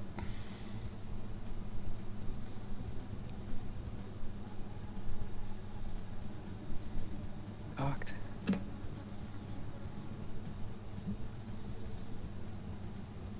That's a 7. That is 2 failures. Please give me another memory that would lure Scrimp to the afterlife. Probably later days in the academy. He's probably within his last days, almost to his test, and he has a super embarrassing like physical activity where you have to hold a ball on top of your head while like crouching at the same time, and you have to like be holding like your arms out, and somebody hits him in the wrong way and his muscle twitches and he just falls right off of the platform, and he's the first one out, so it's like super embarrassing, and he's just like another moment where he's like, I'm not cut out for this. Fucking, I'm a cat. What am I doing here? So, yeah, that's his other one. All right. Ziraj, you are flying, I assume. 160 feet every 6 seconds. So move action, bonus, or action dash, so 80 and 80. And I am flying in the direction of the last known safe refuge that Ziraj. There's fight or flight. Ziraj has obviously taken flight. So she is heading in the direction that she knows is towards the Lost Isle because she knows that is safe. She would know that the Lost Isle is days upon days. Right, Since but I'm she heading would in know. that. Or would she know that we were closer to land the direction we were headed? You were closer to land the direction you came. Gotcha. Then she's gonna go closer to the land the way we came. All right. That will bring up Dandy. Okay.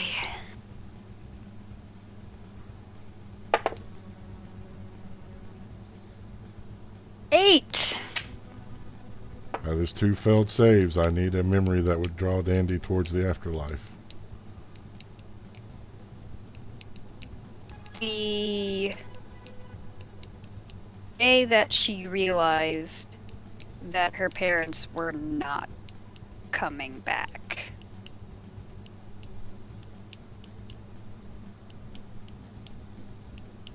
Karak.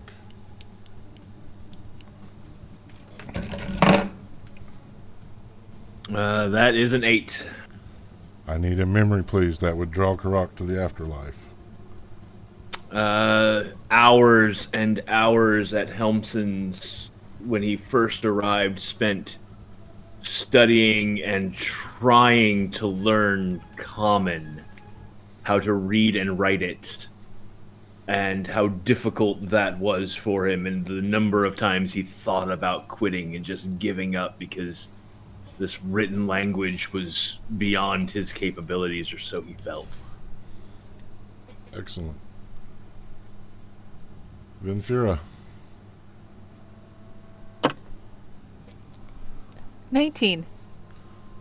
A memory to keep Vinfira tied to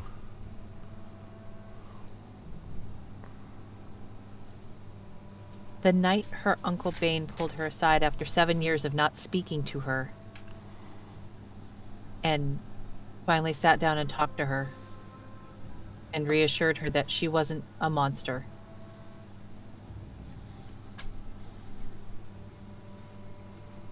Excellent. Scrimp, you have 2 failed saves. If you fail this one, Scrimp will perish.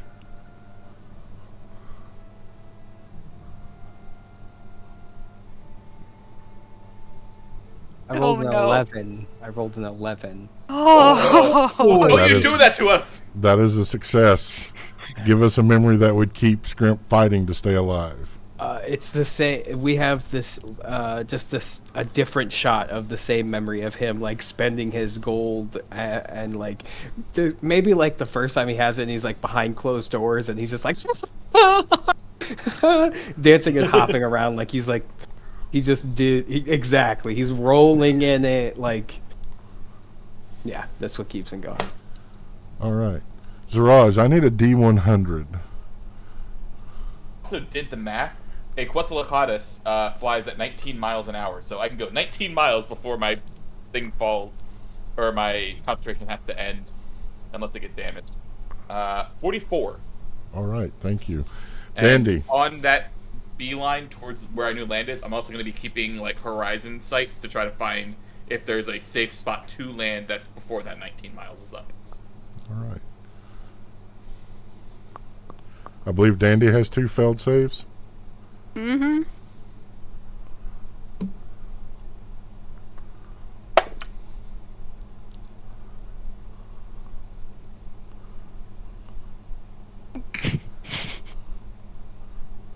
Don't do it! 9. 9. No. And with that, with a final memory, what is that final memory that pulls her into the beyond?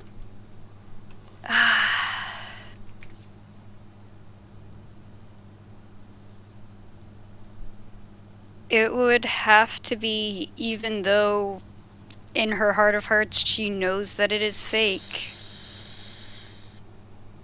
the echoing pain of the lie that the book showed her of Antivar killing both of her parents. Alrighty. If you can please mute yourself. Karak.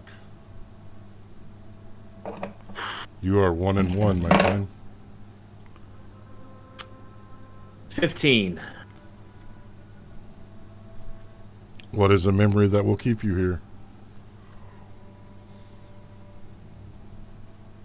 The unlikely friendship that he made while trapped in a pit during a knoll attack with enemy combatants, becoming friends with a general from the Glandamirian army, and the fact that enemies could become comrades so easily, and the joy that it brought him to find a kindred spirit even in that dark, bleak place. All right. Vinfira, what is your score right now? I've got 2 passes and a fail so far. Make that 2 fails and 2 passes. And what is a memory that would drag Vinfira towards the afterlife? The way the people of the Emerald who once regarded her as family wouldn't even look at her anymore. Children who had been friends with her, who she always looked forward to going to see, would literally run away from her, wouldn't speak to her. She felt like she was invisible.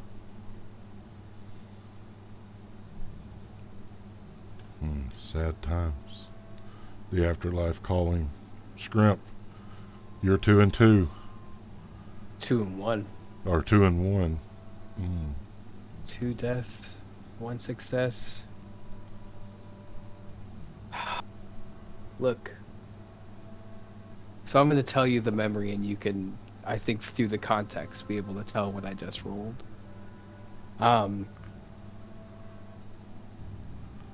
It will be warm where he is staying. He'll be wrapped in a very raggedy cloth, and he will look with big eyes at this taller tabaxi, and in a soft voice, the tabaxi will say, "You're gonna be okay. Come with me, and you will become greater than you ever became." I rolled a 1, by the way, so he's having a happy memory because he is dead. And with that, Nat 1. and with that, Scrimp passes to the afterlife. If you can please mute yourself. Ziraj, D100, please. Great. And as Ziraj can feel their death throes, feeling that some of them have ceased to be moving anymore, a giant Quetzalcoatl tear falls from her face, catching the sunlight glistening. 95. You see sails in the distance. B line or Q line because I'm a Quetzalcoatl. I know I'm dead, but would your mouth be full of poop because we're dead? Do you want me to regurgitate you all into the ocean? Look, You it's have not my pants on. fault. It's fine. You have pants on. He'd still taste the poop. All He'd right, still taste it. I'm dead, but I'm just saying that's just worse. Karak.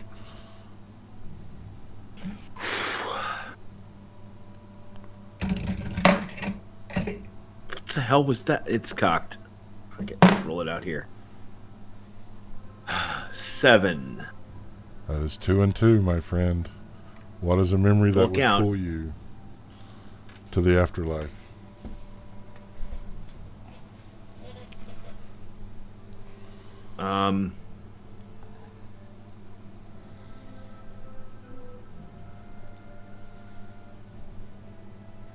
The day he became the voice of the Scions, the weight of knowing that he might have to be the one that holds the dagger and kills the people that he's come to care about so much.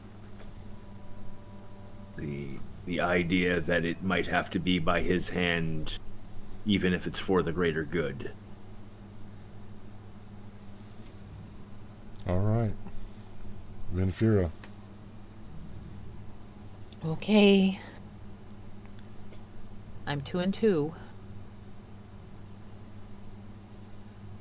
And it was different. That's the first natural one I've rolled in weeks.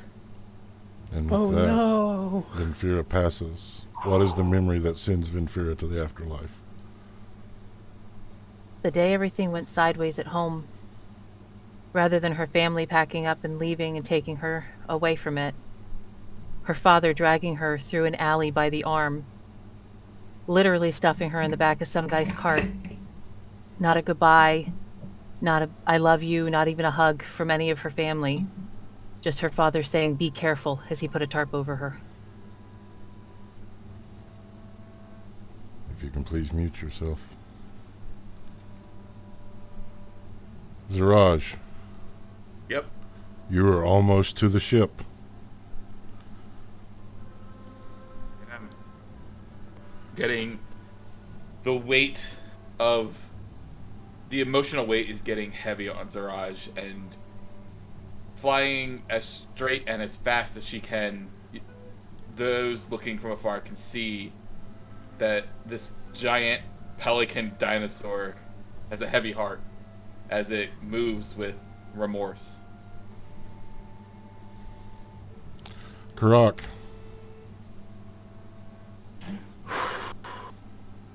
Full count.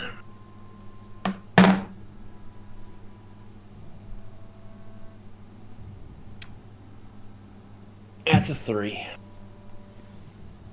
And can you please give me your memory that sends you to the afterlife?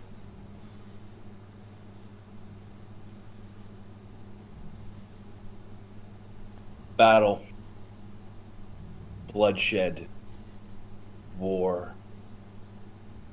Watching companions that he cared about fall next to him on the field.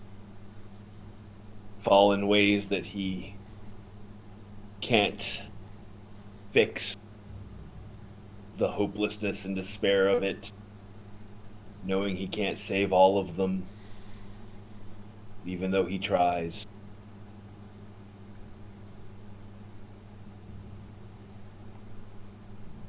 Zaraj, Yeah. you make it to the ship. I land, fill out my compatriots, drop concentration on my the polymorph, and I've got 2 revivifies. Has Dandy, Ven, Scrimp, or Karak, were those all more than a minute ago? No. Can we do this above table on who would want them? Or do I have to make an in-character decision on who to save? You have to make an in-character decision on who to save. Okay. Zaraj has grown very attached to Dandy, almost treating her like a daughter. So the first Revivify will attempt to be put on her, if her soul is willing to come back to her body. Is your soul willing to come back, Dandy? It is. And with that, the parting of the veil, Siraj beckoning you, your spirit at peace, but knowing there is more to be done, entering your body.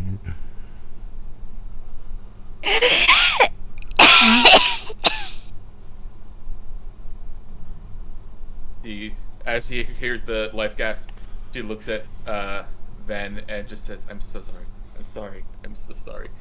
As she heals Karak. Karak knows more about how to end this. So Zaraj feels and knows, "I'm sorry, my dear." And she's going to attempt to revivify Karak. Does And then she Karak's looks over at spirit Scrimp, she's twist like, "I 3 barely knew you." Oh shit, that was funny. Sorry. You're muted, Block. Yeah, Very I good. realized. Yes, Karak's spirit is willing to come back. Now, here's the deal. Ships often travel with a cleric. We're going to leave it to the dice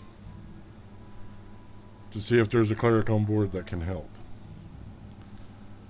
It's going to be a simple high-low. High there is, low there isn't. And we'll find out after our break. You bastard! But thank you. Bro, so good. We'll be back in just a moment, guys.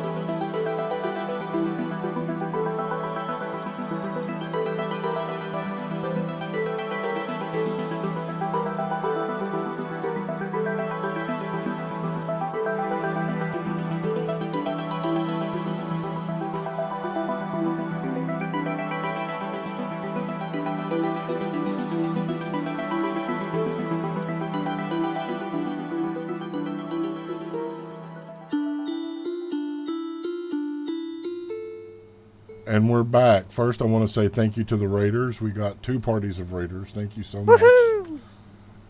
Yes, thank you. Rager Metal. Thank you.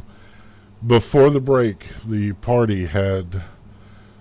let's go back to the beginning of this. The party had set sail on an airship heading to the continent of Verndathar to reach the Tuskspire Mountains to save the cleric Karok Stoutheart's people from a evil deity that was rising from beneath the ground.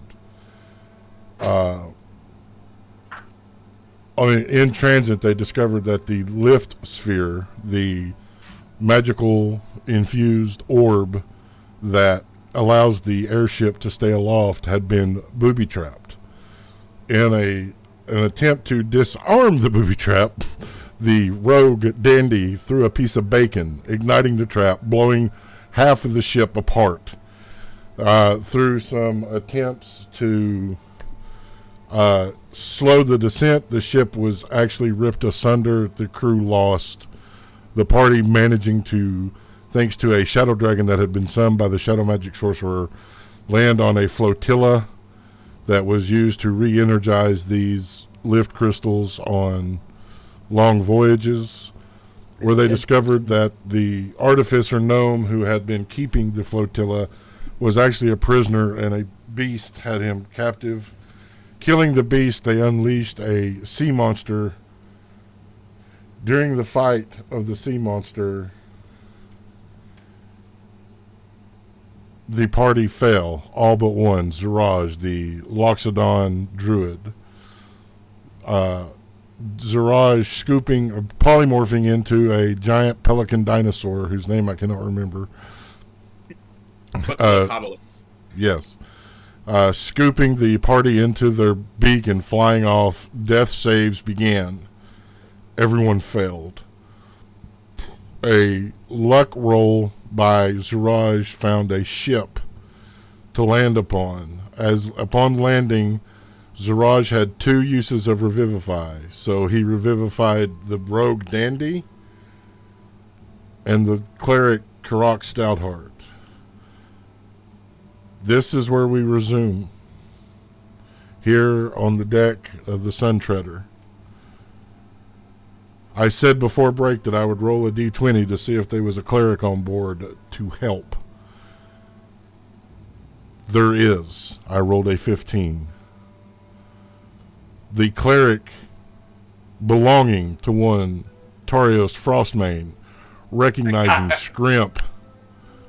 I rolled for this as well while we were on break. We'll cast Revivify on Scrimp first. So you may rejoin us, Scrimp. God. I can't believe I've almost died out there. Wait. And he'll look up at the person who just brought him back and just hug him because he knows who he is. So. Yes, you will know him as Hoof. That is the name that everyone calls him by. His real name lost to the annals of time. Hoof. There Please. he is. Please. I grab the Minotaur, attempt to pull him out of the embrace, and slap a diamond into his hand. Save her now! Please, and thank you. Give me a persuasion check with advantage. Don't fuck me, you stud. That is a 19 on the first one. I'm not even gonna bother the second one. My persuasion is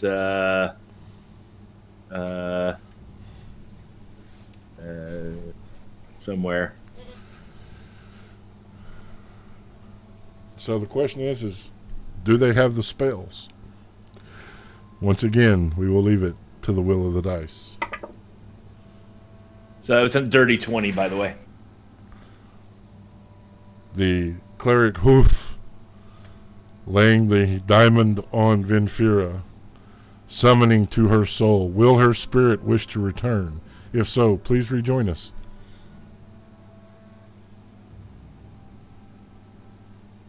Or at least let me know one way or the other. I had to take a second to roll for it. Because I could see her going either way. The fuck are you? Easy. Seeing the life come back into Ven, Zaraj is gonna go over and grab her, and then go grab Dandy, and then Mother embrace them both. Ow! Ow! Ow! Barely alive. Please don't. Yeah. Everything Second hurts. level cure wounds on both of them. Okay, while you're doing that, I have to explain something because a question was asked in the chat while we were on break. So for those of you new, especially for those of you raiding, which once again, thank you for the raid. Raids are metal as fuck. I judge how well the game goes by the amount of times I'm called a bastard. And so that's why I asked how many bastards I had, and I was honestly disappointed in the number of them considering how the game was going. So. Well, it wasn't your fault. It was mine. We were all a little emotional to be yelling at you, quite frankly. 17 points to Dandy, 15 to Ven, and then I'll go over and pick up, kind of help, Karak kind of stabilize and get on his feet a little bit more, and 12 to you, sir. And now I'm out at second level slots. So Scrimp, you get a single first level. You get 12. Thank you kindly, my friend. A large minotaur clad in chainmail armor with a wicked-looking battle axe strapped to their back. One horn curling forward, the other one curling backwards, will stride forward, parting the crowd. Who the fuck are you? Do I recognize him having You been do not. included? Okay. We are friends and allies of Torios Frostmane. We had just left the kingdom when our airship encountered some technical difficulties. There wasn't the proper right amount of grease in the. We used the wrong type of grease, and it came crashing, and my party had died, and we just brought it back. So I ask from the bottom of my very large elephantine heart, can we have safe passage, or at least the night? Give me a persuasion check. Alright, that's a +0, so that is the will of the dice. Can I also, in Minotaur, by using the help action to help him by speaking in Minotaur to this captain, being like, "We're sent by the king. Anything that befalls me or the rest of my party the king will know about. I am eyes and ears officially. I have documentation." Okay, so make a persuasion check with advantage. And I'm doing that thing where I'm raising my voice again, but you all don't have that So problem. with advantage, so the first roll was a 16 and the second roll was a 1. So we're gonna go with that 16. He will snort. I need your names. We will send message to the king. In Siraj. Minotaur still. Or in Minotaur still. Scrimp of the Lucky Clover. You'll see the I first am mate Karak scribbling. Stoutheart. Dandy Ben, you gotta tell me your name. I'm waiting for her because mine's really long. Venfira. Okay, I'm gonna go slow because it's a lot. Dandy Dandelion, Santhy Chrysanthemum, Gelbean Gigglebox, Pincushion, Monfrey. Dandy. Got it. He will hand the list to another Minotaur in blue robes. That Minotaur will take several steps back. The rest of the crew, hands on weapons but not drawing them, will wait several long minutes before the word will return. The Minotaur in the blue robes giving just a single nod to the captain. The captain laughing a little bit. "So, my little fish, what brings you to my ship aside from catastrophe? Which way are you headed?" To the orcs! Oh, sorry. we- That was habit. we make for the free cities in order to travel to the Tuskspire Mountains from there. We are too headed to the free cities to conduct business. You may ride along. You will have to sleep in the storehold. We do not have extra quarters. A word of the wise, if I may, Captain. How much time do you have before you have to recharge half of your sheep? This is just a normal ship. Oh shit, we're just This on a is regular... not an airship. Oh, Yeah. hell we're on a yeah. boat. Sorry, I'm a little out of it. I literally died today. So... And I'll let the captain know about how far out heading the sea monster was. You know, just not that I'm saying he should avoid it, because I know you could definitely handle it. But if you don't want to deal with the hassle, avoid that direction and be on the lookout. Excuse me. Yes. Send word the flotilla is lost. My So, captain, wine? Ham Hawkins, my first mate rather, Ham Hawkins, will show you to a place where you can rest. Brother Thank you, of Ham Ham Hawkins. Cousin to Jay Hawkins. All descended from the great Hawk Hawkins. Do they have a niece, Sally Hawkins? No, but there will be. I will make that canon. You all are shown below decks to the empty cargo hold. Oh, so much space. Plop. Out of curiosity, the cargo hold, is it completely enclosed, or is there like a place where they lower cargo in? There is a place where they lower cargo in. Is it sealed? It is. It's not just like grates or No, whatever? it is sealed. Okay. Oh. Very well. I guess we won't be... Actually, do I know, does the cauldron produce smoke? It does. Okay. Well, I But guess we this won't is be a- using the cauldron. This is an empty cargo hold on a ship. It is huge. Perhaps just long enough for us to all get a meal, and then we will put it away. Lest we create too much smoke down here. It is a good idea, and I will be with all of you in a moment. Just watch my things. I need to go take a shower. And you will see him take off his backpack and his sword and his crossbow stuff, and he'll put it in a pile, and then he's going to go and try and find somewhere where he can take a bath and wash off literally everything, considering he just died. There are no baths on this ship.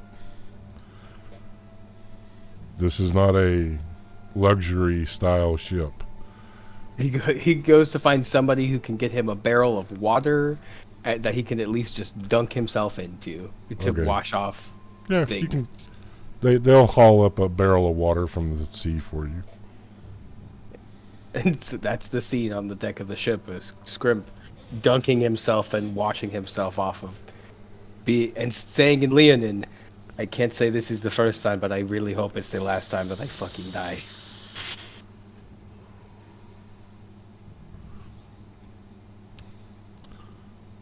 So here you are, my players, in this empty hold with a tripod and a iron cauldron producing a thick, hearty stew.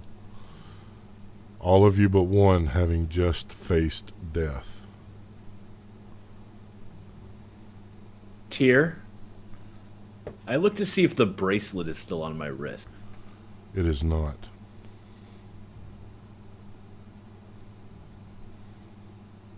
That is disconcerting. Do you think it'll reappear if you try to read the journal again? I don't know. But I'm not going to do that until we have rested. That's probably the wise choice. So I don't know which one of you blew up the other ship, but can you try not to blow this one up? Dandy, give me all your bacon. Dandy's gonna hand over all the bacon. A She's large. considering going And vegan at her this hand point. is still out because like it's a lot of bacon. It's not a lot of bacon. She's just gonna hand you the pouch. But she's gonna want the pouch back. There- I will empty out the bacon and I will throw the bacon bits into the stew and give her the pouch. There's a unnatural chill that settles in as the weight of the situation, the shock wearing off, and now the full realization that you were dead. Some of you having been here before, and not that long ago. But here you are, fortune's favor shining brightly, or perhaps fortune's fury. But thanks to Ziraj and a Minotaur cleric, you're all breathing. But things have now changed. There is now a new voice of the Scions out there in the world.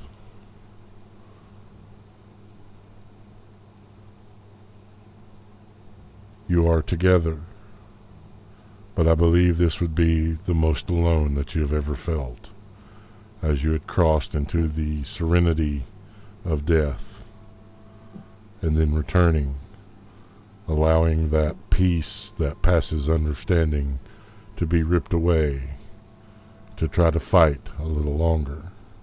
Karak, I need a D100, please.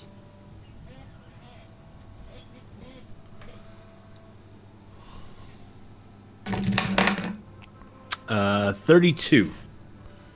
If only it was that easy to escape your duties. You will feel something tighten around your wrist as you have been brought back from life. Looking down, you will see that infinity symbol. Apparently, fate decided that you are still the voice, that you could not escape that burden. I sigh and I hold up my wrist. Well, it would appear that some burdens are not so easily set aside.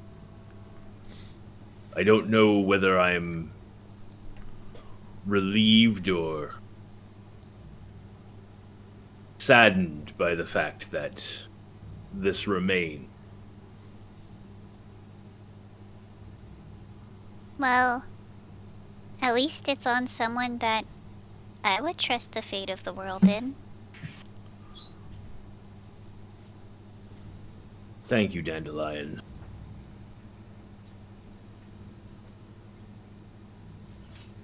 So like to I, imagine my head cannon, it goes from your one wrist and then disappears and then it appears on the other wrist. Like Just on the other wrist. It's like fate's like, we'll give him a second shot. He's got one more wrist.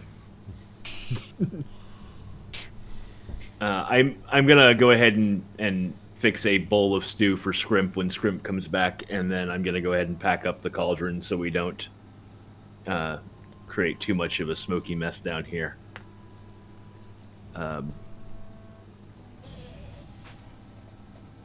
I am tired. I am going to sleep. And with that line, Scrimp is going to come down. Tyr, is it possible that Scrimp could have procured like a flagon of wine or like 2 things of alcohol? Since they all like he's died before. Like being a spy, sometimes you die, sometimes you don't, sometimes it's for real and sometimes it isn't. But so like at this point he's gonna he's all about trying to celebrate life, so he would come down with. Yeah. Hell yeah. So when you say he goes to sleep, he's down. He's cracked one of the flagons open. He's like, "It's time to party. We are alive." And he sees everyone is like really glum and it's just like, Is this your first time dying? No. It is Well. an exhausting effort keeping you alive. And I had failed in that, and I need to come to terms with the fact that as much as I wish to protect everybody, sometimes fate would decree otherwise. So while I appreciate the gesture of a flagon, right now I just want to sleep it off. You could with alcohol in your stomach. And he kind of thrusts one of the flagons into your lap area or wherever. She'll use her trunk to kind of just push it back. Scrimp. I understand, and I've been where you are. I understand celebrating in the face of death. Don't get me wrong, for years before I was a cleric of Lamargosh, I was a cleric of Garth Dokeen, god of glorious death. I understand. But it has been a very long day. Tell you what. All the more reason to drink. We have nothing on our agenda tomorrow. We are on a ship that is sailing, and it's going to take us days to get where we are going. Let us rest now, and tomorrow I will produce a bottle of the finest alcohol on this plane of existence, and we will partake. But tomorrow is just another day. Today we have beaten death. Do you see this? It does not matter who has helped us beat this death. We have beat death. Death has tried to take us out, and we said no. So, he holds the bottle out. Even if it's just a drink, just share one drink. All of you share one drink with me. Celebrate. We are victorious. We are alive. I take the bottle from you and I smell it. What kind of alcohol is this, dear? Malcolm's Mead. Wait, what? Where did you find this? Do not ask me. Do not ask Scrip where I can find things like these. I reach into the bag of holding and I check and make sure my bottles are still there. They are. Huh. Never say no to Malcolm's. And I take a big swig and then I pass the bottle to the left. Dandy, for the first time that Karak and Venfira has ever known her, is actually going to drink. All right, no miss drinking. Now we are going to have good parties. She's still not happy. She's not drinking for good reasons. She's just going to look very tired and just...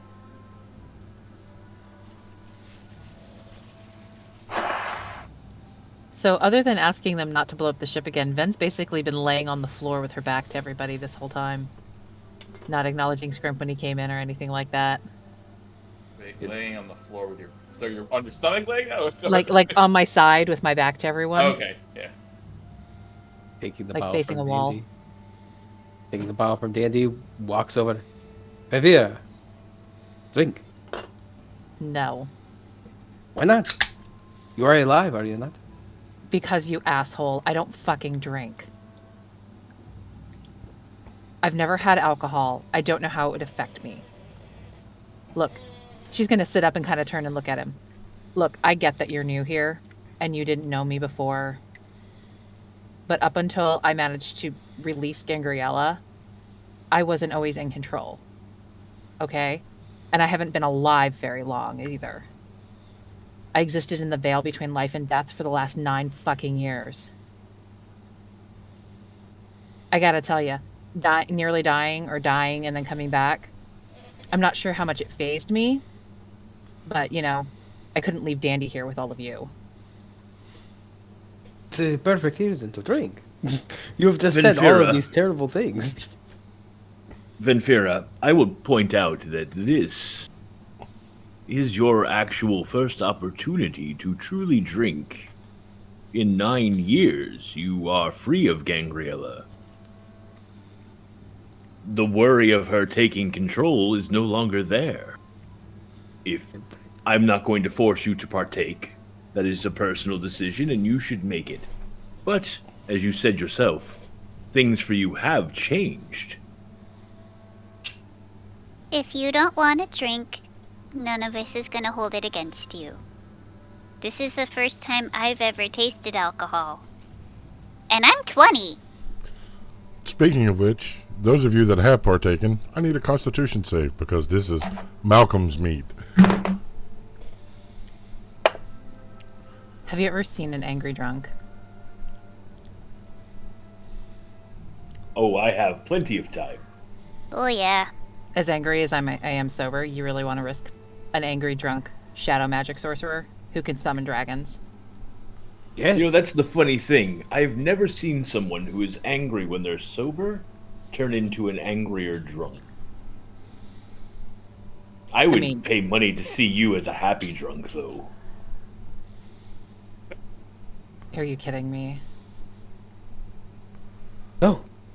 If you want to lie down, that's perfectly okay. We're not going No to try one's and going make to you make do you. anything. She's going to Scrimp, just keep leave staring it. at Scrimp, and Scrimp, being close to her, or would have noticed at this point, she does not blink, quite literally. Not like somebody like trying to stare at you, like she just physically doesn't blink. And she's going to flip him off and lay back down and roll over. He's a Okay. cat, so he doesn't blink either. So, for those that did the con checks, or con saves, 19. 22. you all are good. Dandy, this is your first time drinking. You're buzzing, but you're not fall down sloppy. Oh, Zaraj, that's saying no. That's a no, Scrim. If you want to be accepted into the group, learn when no means no. No, I'm just making sure. This is making sure. This was before we had big conversations, and That's fine. I like to partake when I am in good spirits. For me, drinking when in bad spirits, and I understand that you being alive is a good spirit thing, but the weight of what's happened is sitting heavy, and I do not like to drink when things are sitting heavy because that starts a dark downward spiral that I do not like. that is very respectful. I respect that completely. So I will allow you to enjoy yours, and I am just gonna chill here and she'll give a little whistle and summon Honey, her badger, and we're just gonna take it easy. You should have kept some of the bacon for Honey. That's a very nice thought, but I don't want to risk you blowing up another ship with it. No, after you took the bacon from me, you should have kept at least a piece to give to Honey. Okay, I gotta interrupt, guys. GM Workshop just rated us with a party of 54. Oh shit! Woohoo! Thanks for the raid, That is everybody. metal. Nice! Welcome, Thanks, welcome. GM Workshop. Awesome. The party just died and have been brought back. It was a miracle. And now we're drinking. Well, some of us. Well, they're drinking. I'm pretty sure at this point, Venfira's literally got rolled over and gone to sleep because she sleeps like the fucking dead. She doesn't look dead anymore, but she still sleeps like the dead. Seeing that like Ven has passed out, kind of just on like a wooden ship, like curled up. Zaraj is gonna take her like cape, like her shawl, her cape, and just kind of like drape it over her so she has like a blanket. Since she's not used to being cold-bodied all the time, I'm assuming cold will feel different to her now. So she's gonna make sure that if she does get a little chilly, she has a way to warm up.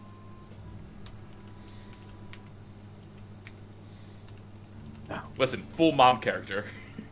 No. The two of you. The other two are sleeping. Yes, understand. So, we Well, drink. Zaraj isn't asleep, she's just not drinking. Okay, then we play cards. I will go up. I will go up to the deck. I will ask to see if there is any playing cards or anything like this, and we can play cards. Oh, wait. I have, thing. You have My deck got ruined. same. It is very sad. That was a gift from someone very dear. I cannot replace the deck. Tyr, in your world, what kind of connotations does an herbalism kit have? Is it like an herbalism kit? Yes. Great. As she's asleep and they're all like drinking beans, I'm like, I just start packing a little pipe with my herbalism kit. Scrimp, Gotta love the halfling's lettuce. Scrimp will I- immediately smell it and be like, ice! I know exactly what you mean. And Zaraj will be like, and offer it via trunk. Big Zipper Trunk has a bottle of Malcolm's and hitting the halfling calming lettuce. And takes it, hands it back, swigs off of Malcolm's, passes the bottle to whoever is in the circle for the bottle passing. For you Raiders, we are for mature audiences, FYI.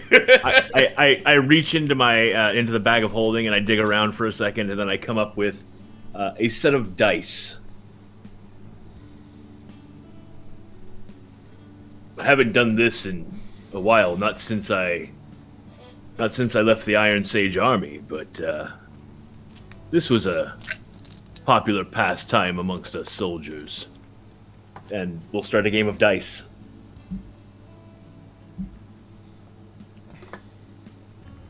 One second, that pill didn't want to go down. I'm sitting here going, why am I hurting so bad? Oh yeah, I forgot to take my pain medicine. So. B. And so it will go. You all will sit, dicing, smoking, drinking, sleeping, until the exhaustion will take you one by one to the arms of slumber, where you will all dream. You will dream of Vern de Thor, the entire continent, a hellscape of ruin and disaster. You will see a giant throne of bones, and upon the bones a giant demon that you will all recognize from the books of history as Malachutius, the scourge of the Nightmare Realm. You will see the people enslaved to this demonic deity. I need everyone to please make a wisdom saving throw to see if you get the benefits of a long rest. Is this a charm or frighten effect? It is not. Okay. What did you say? Constitution? Wisdom. Wisdom. Yeah, Butterfire's the same either way. Yay, wisdom-based spellcasting. Yay, us! What'd you get, Dandy? 17. You can take a long rest. Karak. I can? Yes. Okay. 23.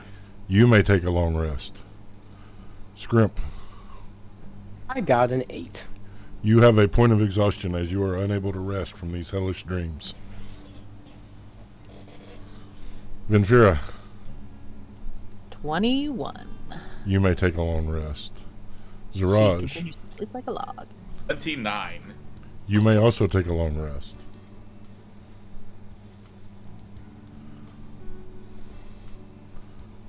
But I do have news for each and every one of you.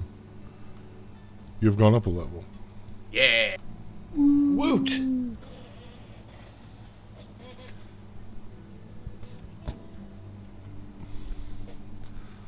When Should we apply that now, Yeah, or when concrete. we take the next?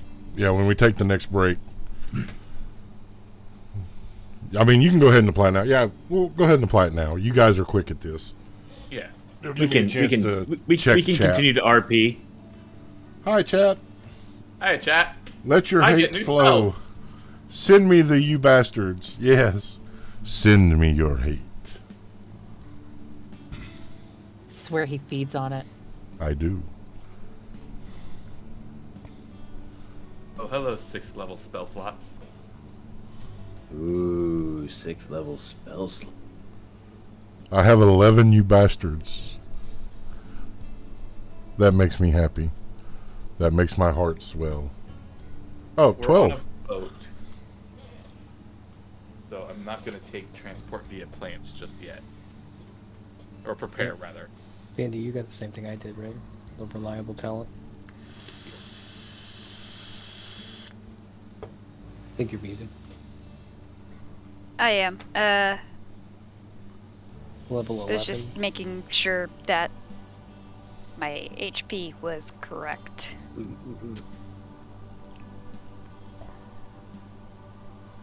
Yes, I got reliable talent.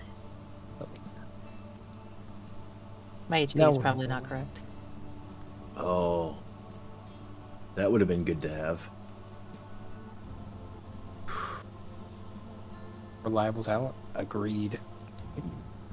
No. One of the spells I just got access to is Word of Recall. I can create a sanctuary somewhere and then just be able to pop back there anytime. I can take you all with me when I do that too. Nice.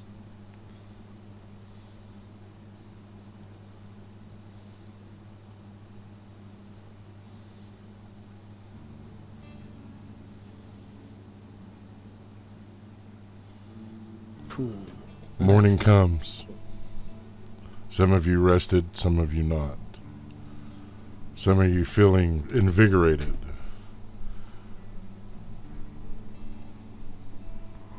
When you will hear bells and hear trampling of hooves above you as the Minotaur crew scurries about.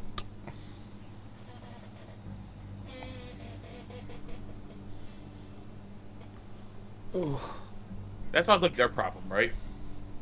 wait.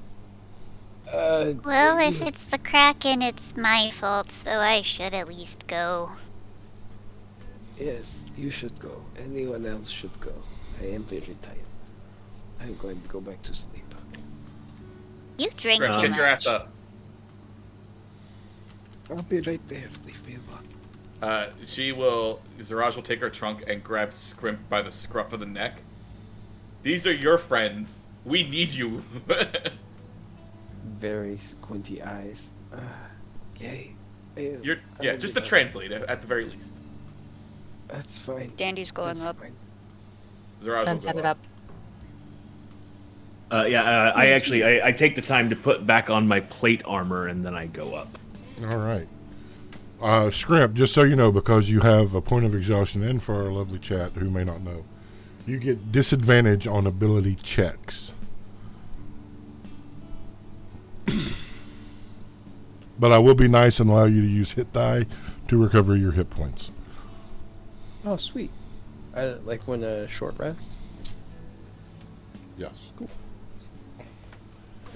As you all topside, you will see the crew scrambling about, some of them putting together large ballista-type weapons, training them on the water behind them, while others are lashing ropes and adjusting sails and such.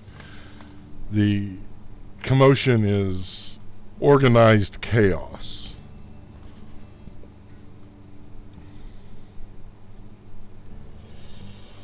Dandy's gonna look behind the ship and see what they might be trying to aim at. Oh, we lost somebody. We lost Karak. Uh-oh. I don't know what just happened. Your video just went away. Come back. Oh no, our boxes! Yep, you're back. They're broken! Woo! Give me a perception check, Dandy. I'm good at those.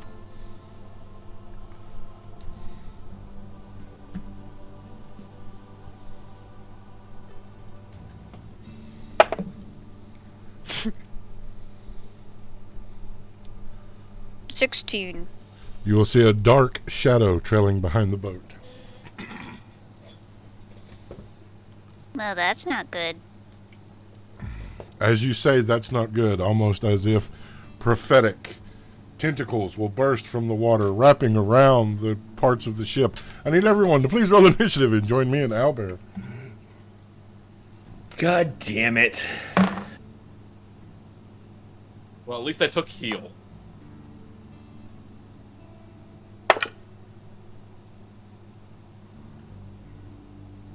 I took a different spell. Because literally fuck that guy.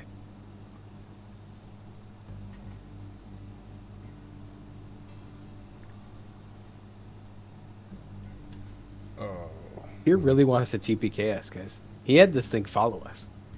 Hey, you know what? We've got a whole crew with us now. It's the way it was designed to be.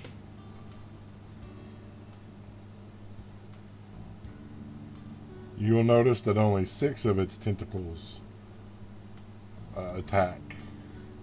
Let's see. Get everybody's tokens over here. Sorry, guys. Take me just a minute, then I'll switch it over on stream so you guys can see the.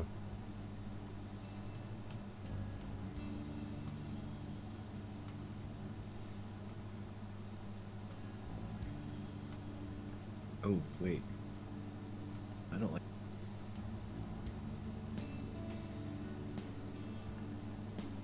Hey, Tyr. Reddit. Yep. What's this guy right here? That needs to come off later.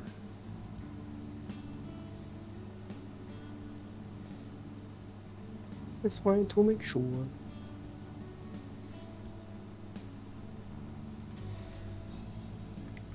All right. Switch over to the map. Switch over to the music. Aw, but I like this slice of life chill music for combat. Well, then I'll leave it. I mean, you don't have to.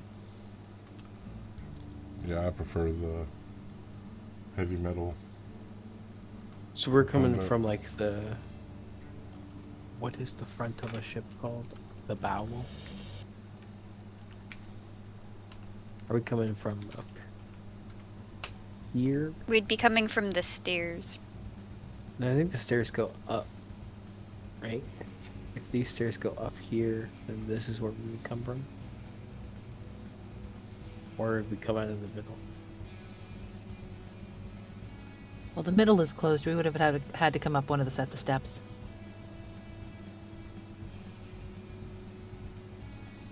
So somebody decide, left or right.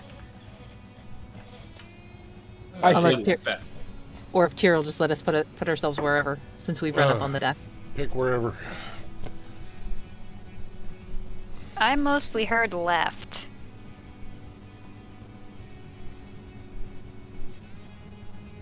We just came up, so probably be pretty center.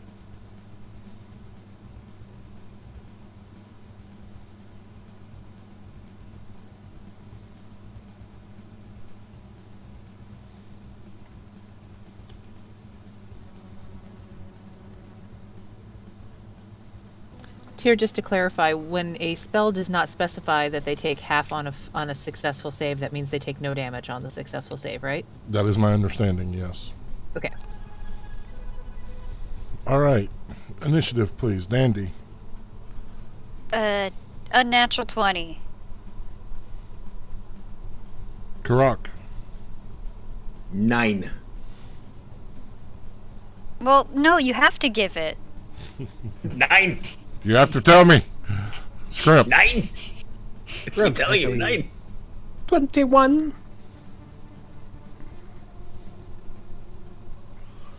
Vinfira. 11. And Ziraj. 19.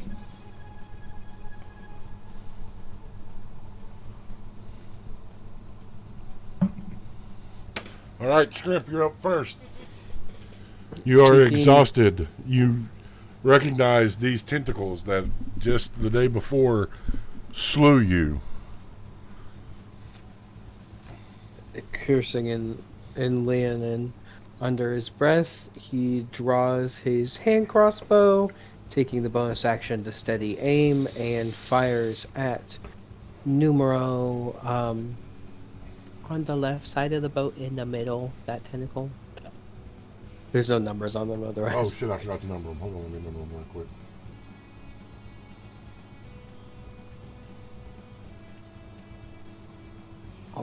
I'll roll while you number. So because I'm exhausted, 1 point of exhaustion, does that mean I roll disadvantage on the attack, but because No, of steady aim? just the Oh, bullet okay, checks. cool. So steady aim still gives me the advantage. That is a 17. 17 misses. The arrow bouncing off of the thick hide of the tentacle. And that's Scrimp's turn. All right, that will bring up Dandy. Alright. We know what time it is. Dandy's gonna approach number 2 and give it the stibbity stab.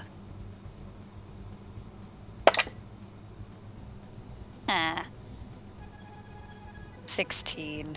16 misses. The dagger just not piercing. Maybe you're still weak from dying yesterday. Ziraj. Damn it. Use that.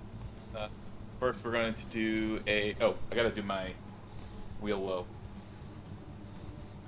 Even is wheel, so that's positives. Alright, then I'm going to cast Fairy Fire on tentacle number 5. So I need a DC 19 Dex. And that will fail. I'll make Fairy Fire purple. Alright, and then now that I have an advantage, bonus action Starry Form Archer.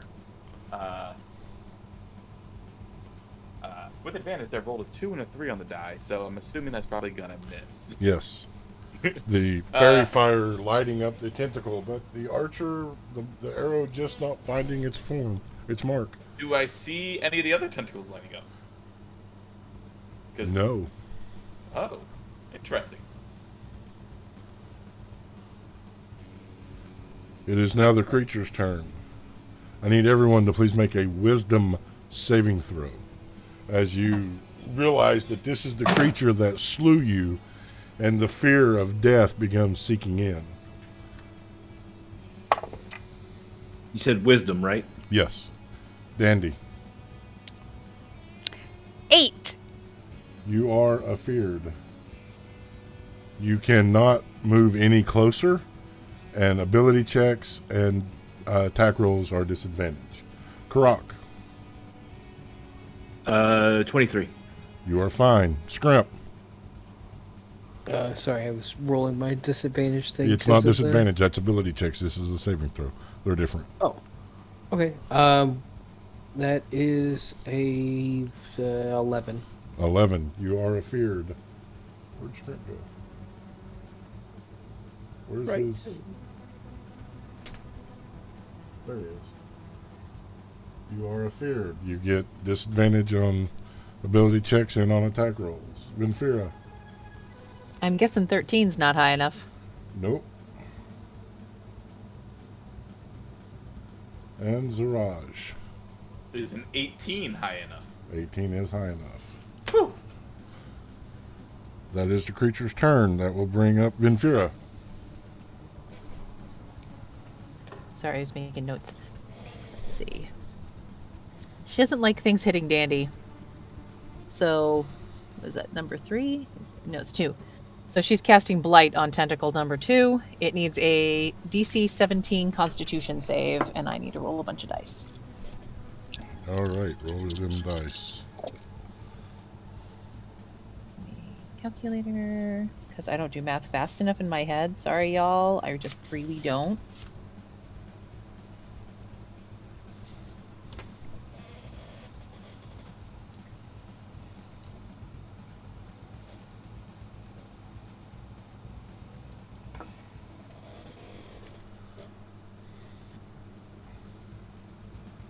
I forgot to add the ballista crews as well. Let me add them while All right. you're doing that. So if it failed, it's 37 points of damage. If it was successful, it's half of that. You said 37? 37. All right, is that Vin's turn? That is Ventura's turn. All right, Karak.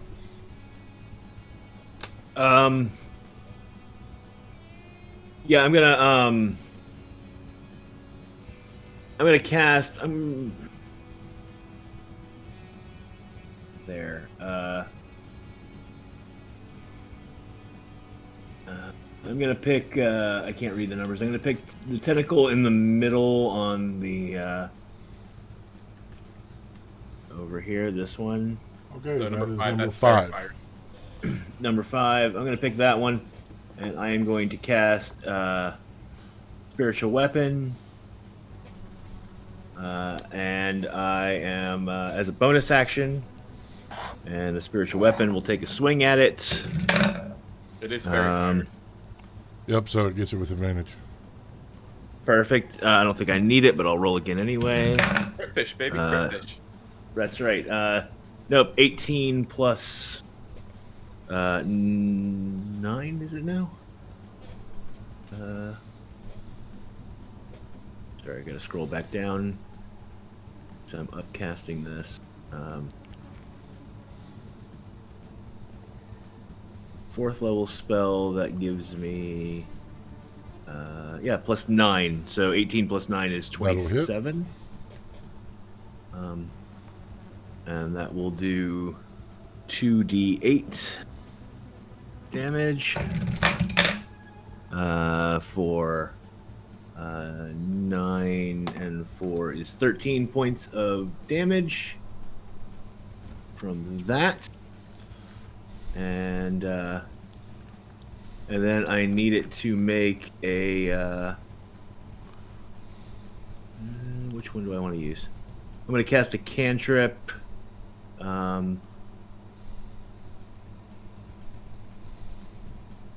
Yeah, give me a Wisdom 17 saving throw, please. That will fail. Perfect. So that is Toll the Dead. I bang my hammer against my shield and it rings out. And skeletal hands grip the thing from under the surface of the water and claw at it. And it takes 15 points of damage. Necrotic damage. All right. That'll do it. That'll bring up Scrimp. All right. He is scared, correct? Yep, so he can't move closer and gets disadvantage on attacks. Okay. Taking steady aim, breathing to try and center himself, so it's just a regular straight up roll as opposed to with disadvantage. That is correct. He is gonna aim at number 1 with his hand crossbow and take another shot. All right. Dun, dun, dun, dun.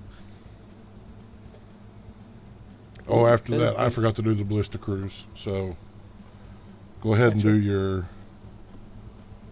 It'll be 26 to hit. 26 will hit. Using my piercer thing to do 6 points. Oh, excuse me, 6 points of piercing damage. And I am done. All right, I'm going to do the ballista cruise. Ballista crew number 1. That is a nat 20. Nice. Hell yeah, Yeah. go Ballista Crew. That is... This is 34 points of damage to number 1. hot damn. This is when we like you rolling nat 20s. Ballista crew number 2 against number 4. That'll hit. It is not a nat 20, but it is hittable. That'll be 10, 14, 16 against number 4. All right. Now, Scrimp went Dandy. Alright. Dandy's been afraid before. She's been afraid in many situations. She's gonna risk a stibbity stab.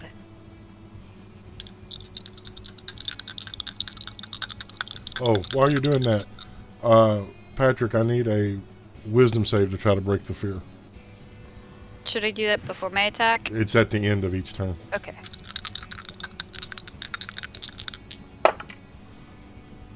Oh, damn you, disadvantage. 15 for that. 15. wisdom save. Nope.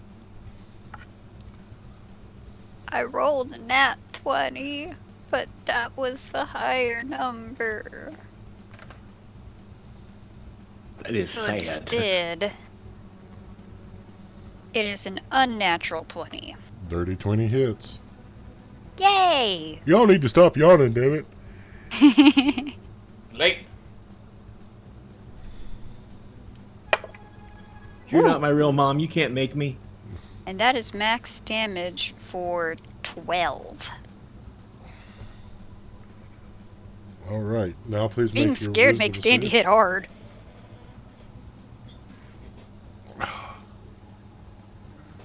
Come on. Wisdom save. 4. Nope, still scared. All right. That will bring up Ziraj. First, I'm going to pop my shot with the starry form arrow at number 5. Bow, bow, bow. There's Nat a 20. lot of nat 20s tonight. Woo! I'm loving it. So that'll be 4d8. Tell you, those ambassador dice, they roll goods. Yeah, there's a lot Actually, of don't natural know. I don't 20s, even but there have was mine also yet. a lot of us dying. There was a lot of us dying, too. 22 points to the tentacle, number 5. All right. That will finish number 5. Great. I'll quit concentrating on Fairy Fire since it didn't affect any of the others. And then I will use my Starry Map to cast Guiding Bolt on number 2, which is on Danny. Dandy, not Danny. Try to get that. 17 to hit number 2. 17 misses. 17 misses. Okay, great. I missed. That is my turn. All right. It is now the monster's turn.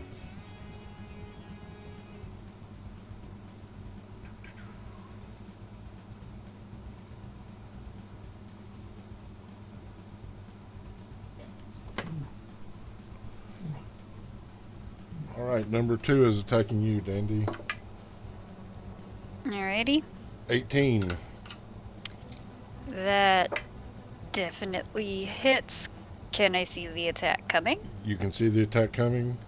So that'll be If 10. I'm afeared, can I not call uncanny dodge? No, that doesn't affect uncanny dodge. Okay. So that'll be 5 points of damage.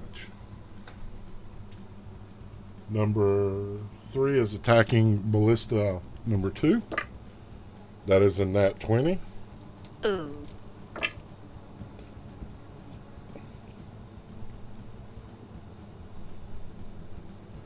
That will destroy ballista number 2. Damn.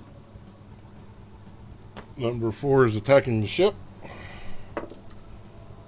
And does nothing.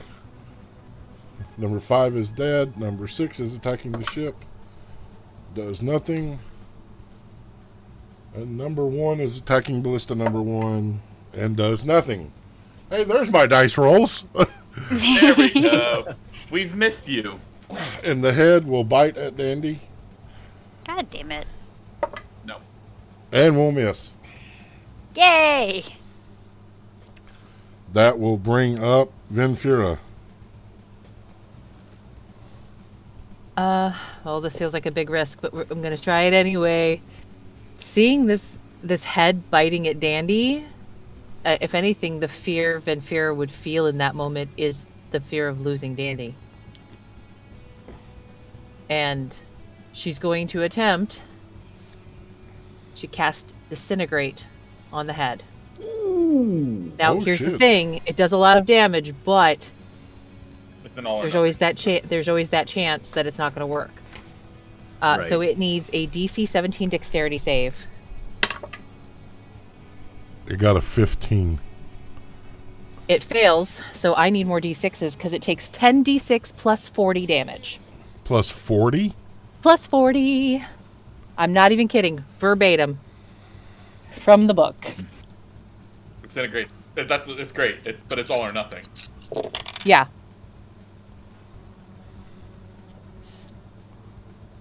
Well.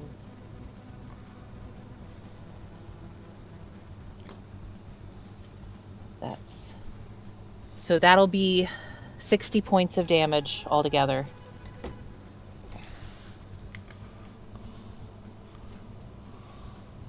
But I'm sure that doesn't drop it to 0. It does not, but it hurt it. Which is- Summoning the shadow magic, your hands and wrist wreathed in shadow, smoke billowing from your eyes as the shadows rise up almost like a cloak draping over you. As your hands extend, they shoot forward, the creature screeching in pain. Ah! As scale and muscle are ripped away, showing pieces of bone and muscle at different places, the creature hurt. That will bring up Karak.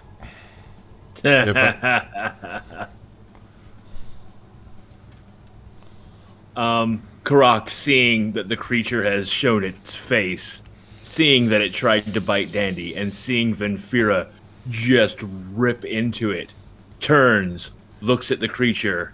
I'm going to cast Fuck You. I cast Harm at 6th level. Oh! That'll be a DC 17 con save, please. That is a nat 20. That's fine. He still takes half damage. I don't know if I have enough dice for this. It's a lot. So that's 8, that's 9, that's 10, that's 11. All right, so I'm rolling 11. Everyone remember that I'm rolling 11. I get to roll 4 more after that. Yeah, I screwed up and didn't roll my extra 4 dice. I only rolled 6. Well, while he's rolling, roll him. I don't want to cheat you out of damage. 6, 12, 22.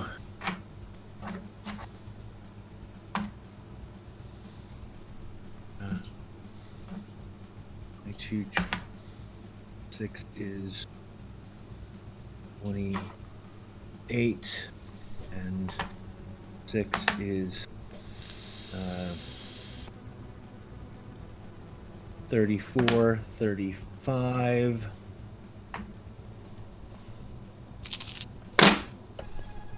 And then another 11 on top of that. All right. No, that's 10. 11, so 21. 35 and 21 is 56. Half of 56 is 23. 3. You said half of. No, that would be 28. 28. Yeah, you're right. 28. That would have been another 12 from me as well. Sorry. I'll be sure to count my dice better next time. I'm sorry about that. All right. So the green energy of the divine storm goddess dancing as it blasts through your middle finger into the creature, it rearing back. It is taking a legendary action, spewing lightning in return. I need... Hold on, let me get the cone here. Make sure it's right.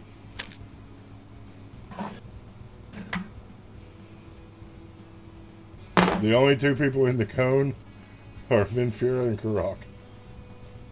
I need con saves. No, that seems fair. That's totally fair. Didn't we do just into it? Shit. That's not going to do enough, I don't think. Karak, 25. 25. You'll take 33 points of damage. Venfira, 11. 66 points of damage as the lightning blasts back in response. I need the other. All right. Yikes. I'm going to roll a die to see what the ballista crew attacks. Because they are seeing you attack the head, there's a chance they may follow suit. I think that's the only fair way to do it. Here, you They said are- that was 66 points of damage? I'm sorry. 66, yes. Okay. The ballista crew is attacking the head. Moot. Go That is Ballista. another Go nat Ballista. 20. Woo! Ballista crew number 1, you are on fire. That is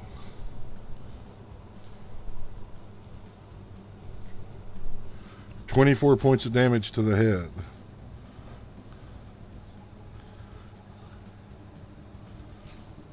All right, it's looking hurt already. That will bring up Scrimp. Oh, wait a second. Venfira, I need the wisdom save to see if you become unafraid. Okay, let's see. That's 16. 16 does not do it.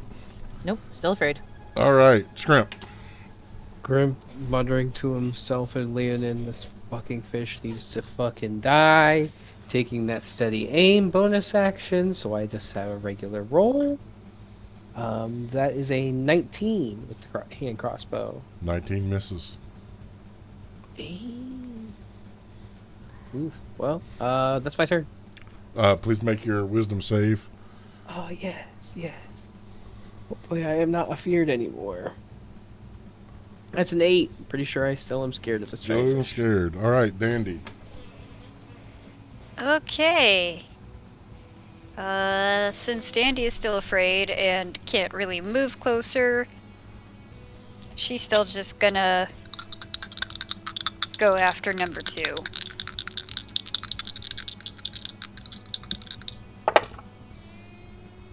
Alright, that is a... Hold on. 11 plus 8 is 19 plus 1. Okay, that's another dirty 20. Dirty My 20 brain just stopped hits. working. I wish my brain would stop working on simple math.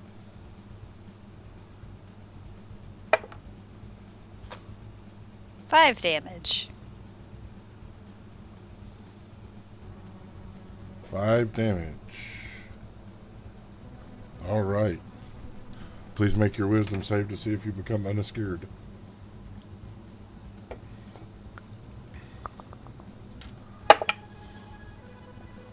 $17? 17 just does it. Yay! I'm not as scared no more.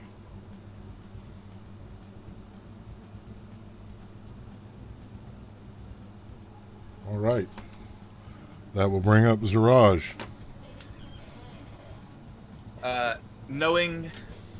Seeing the creature that unalived her friends, she swells with anger, one which she is not accustomed to. Takes a moment to compose herself, knowing that death is a part of life and it is a cycle that never ends. And in doing so, realizes that its death can feed many lives of the critters of the ocean. So she is going to attempt to unalive the Kraken beast by casting Blight on it at 4th level. So I need a DC 19 con save. That's a 1. Great, I'm just going to use the digital roller because that's a lot. It's going to be 27 points of necrotic damage.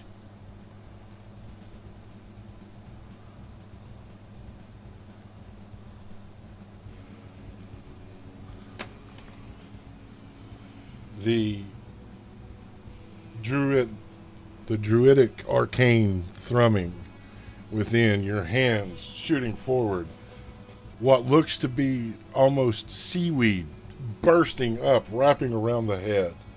It takes on that same green glow, burning into the creature's head as it dissipates.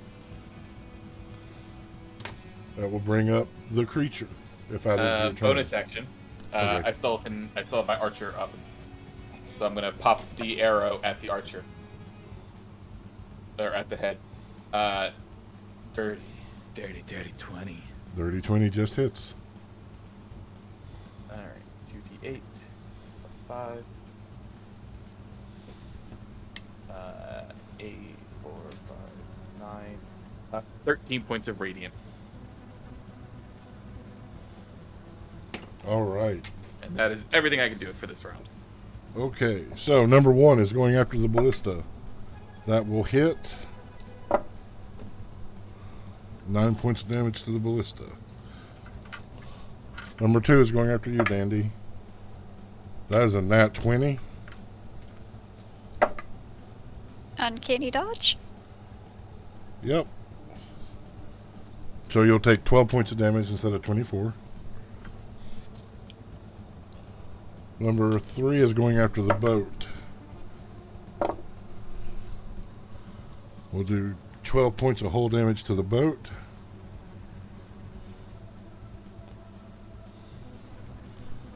Yes, boats have hit points.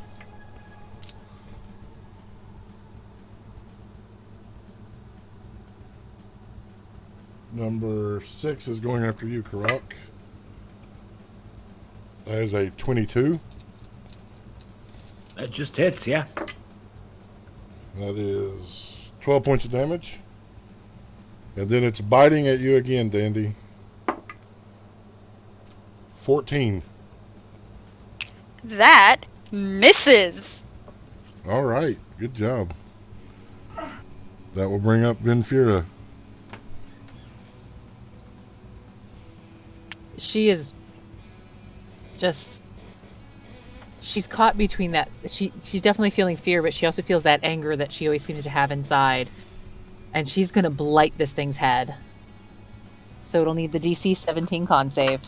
It is rolled an 18. So it'll take half damage. Oh, that's such a shame, too, because look at all the 5s and 8s.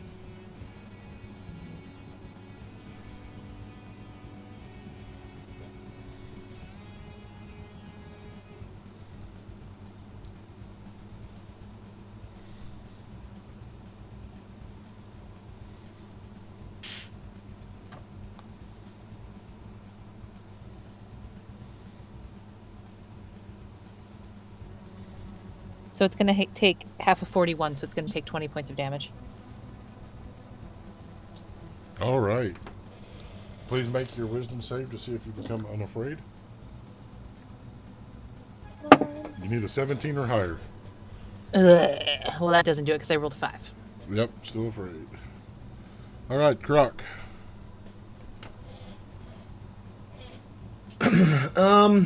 First, I'm going to do what I forgot to do last round, and I'm going to move my little dude, my little thing, my spiritual weapon, down here and have it attack a tentacle. Silly bug. Yeah, I know, she's being a whiny butt right now. She wants to make her cameo. Yeah, I just got so many wires. 13 plus 9, 22 to hit. 22 hits. And that is past that at that level, so it's 2d8. For 9 plus, I think it's plus 4 at that level. Yes. So 13 points of damage to that tentacle. And then I'm going to turn and look at the head. And be like, I thought I told you to fuck off. And I'm going to cast Insect Plague on the head. It's a DC 17 con save, please. Okay, it passes. Passes, so it will take half damage. And then it will have to make that same con save every time that it ends its turn in the insect plague, which is centered on where it's at right now. Where did my other D10 go? There it is. 3 and 4. So that is 8 and 7 is 15 and 10 is 25 points of damage halved, so 12.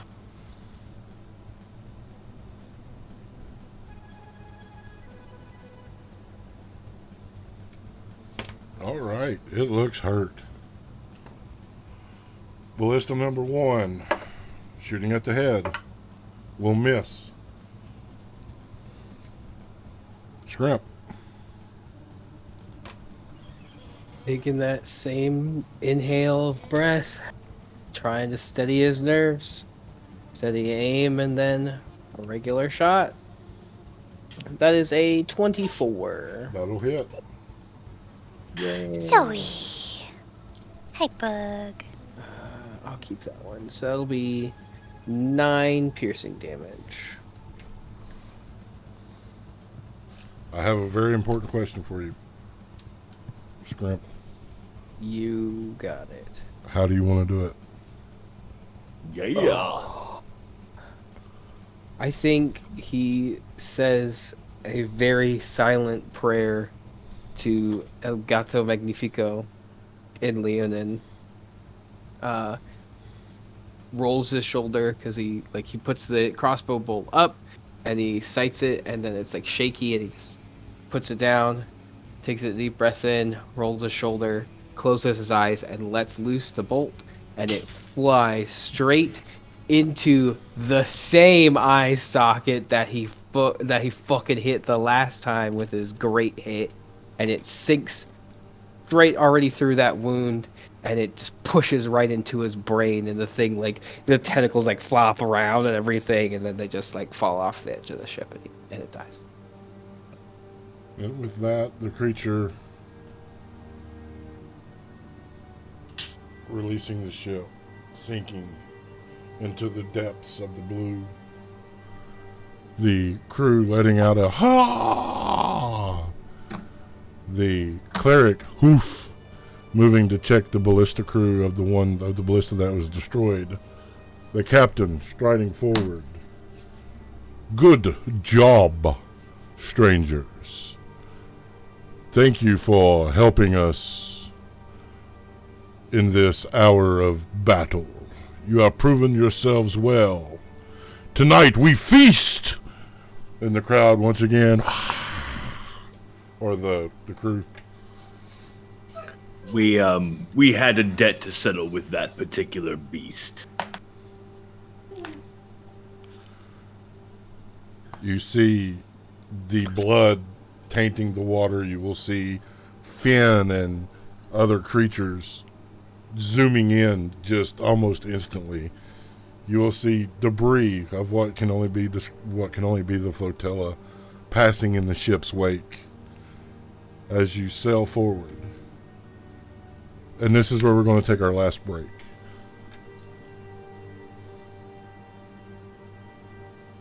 Last break? Don't we go aren't we done at midnight? No, it's Saturday. We're done it. Today's Sunday, No, it's Sunday, bro. Oh shit! I was sitting here going, "Oh, never mind. No break. We keep going." Yeah, I was gonna say, we only got a half hour left. I was like, are we wrapping up? I was thinking it was Saturday. I was like ready to go another hour and a half. Actually, Mr. I have a baby wasn't. If you'll give me just a second, I want to see what the dog's getting into. I will be right back. I'm so sorry.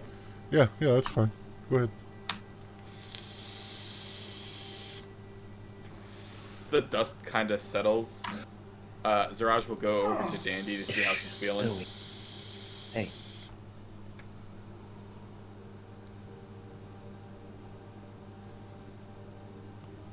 I'm gonna go over and check and see if I can help heal any of the ballista crew that got hurt. All right. Dandy's pretty good. She's only down about 12%. Okay, so then we'll hold off for a Or, little bit. sorry, 12 points. 12. 18%. We'll do like a second level. The crew are pretty injured. They're alive, Karak, but they are injured. 11 points, Dandy.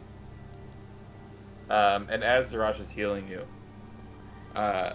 she'll look at you and say, once we make landfall, when the time is right, I can take you to see your parents. I have studied the stars and spoke to the old gods to travel via tree and plant. So, when we make landfall and the time is right, should you wish to see them again, we can make that happen. Obviously, first we gotta deal with the demon destroying Karak's home village. Thank you Hey, for the offer. Sorry, Tyr. How many people are on the ballista crew? 2. 2. All right.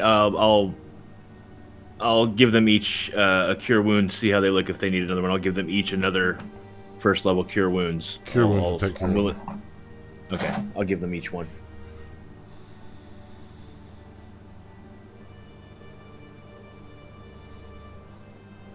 You saying, Dandy?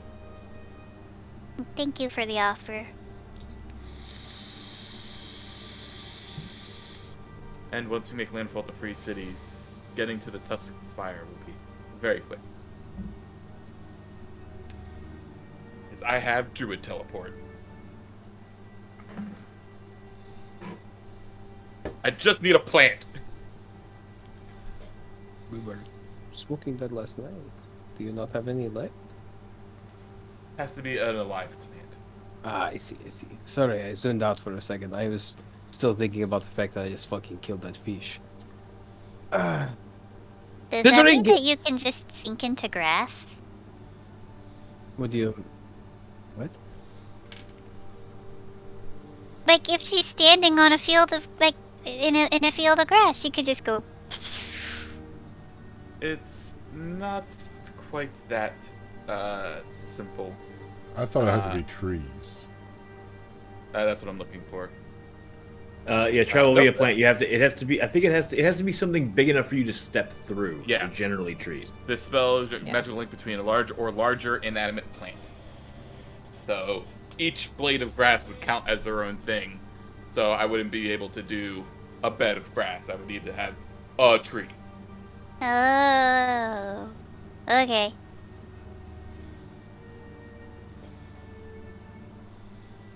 And so that night you will feast with the crew. They will toast your heroic deeds. They will make up poorly written shanties on the spot about the 5 that stood against the beast as their drunken stupor continues.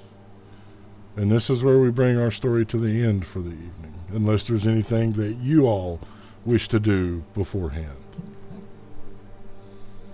I would go up to Venfira right after the fight and give her a hug and be like, "That, what you did to the creature was awesome." And as I'm hugging her, I'm going to give her a cure wounds as well.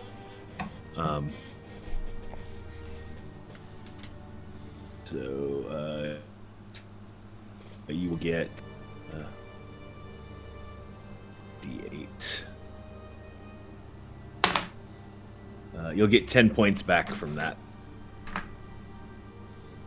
As you're hugging her, it's the typical Ven, just like arms at her side as you're squishing her.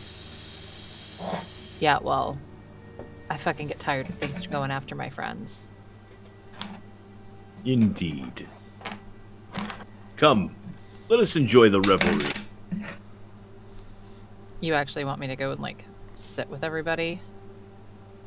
Why not? To kind of Hey. look around. They don't seem to be afraid of you. And you're never going to see any of them again. What's the harm? You mean other than having to be in the same room?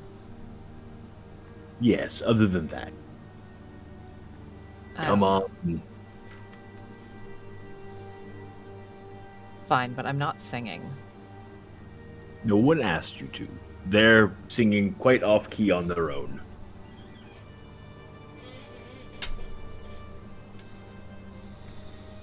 Fine. She'll go and join the others. She's gonna sit down. She's gonna make a point of sitting down like across from Scrimp so she can kind of stare at him straight-faced for a moment. Scrimp, if you're going to do that, you're going to have to come into a group of people because Scrimp has taken up drinking and merriment with the rest of the crew and is singing with... Because he is celebrating not only living from the fact that this thing killed him, but he was the thing that killed this thing. So he's partially also making up these sea shanties with these sailors. Oh, Fine, come ye she'll- lads, hear the tale of a cat named Scrimp. She'll take a moment to walk over to where Scrimp is like stand there cross-armed, staring at him for a second. He'll stop, offer his cup. She'll look at it and look at him. Thanks for not being a total dumbass today. And then she'll go sit down. For not being a dumbass! Hooray! And we'll drink and go back to And then they will break merrymaking. into a sea shanty about not being a dumbass. Sorry, compliments brought to you by Venfira.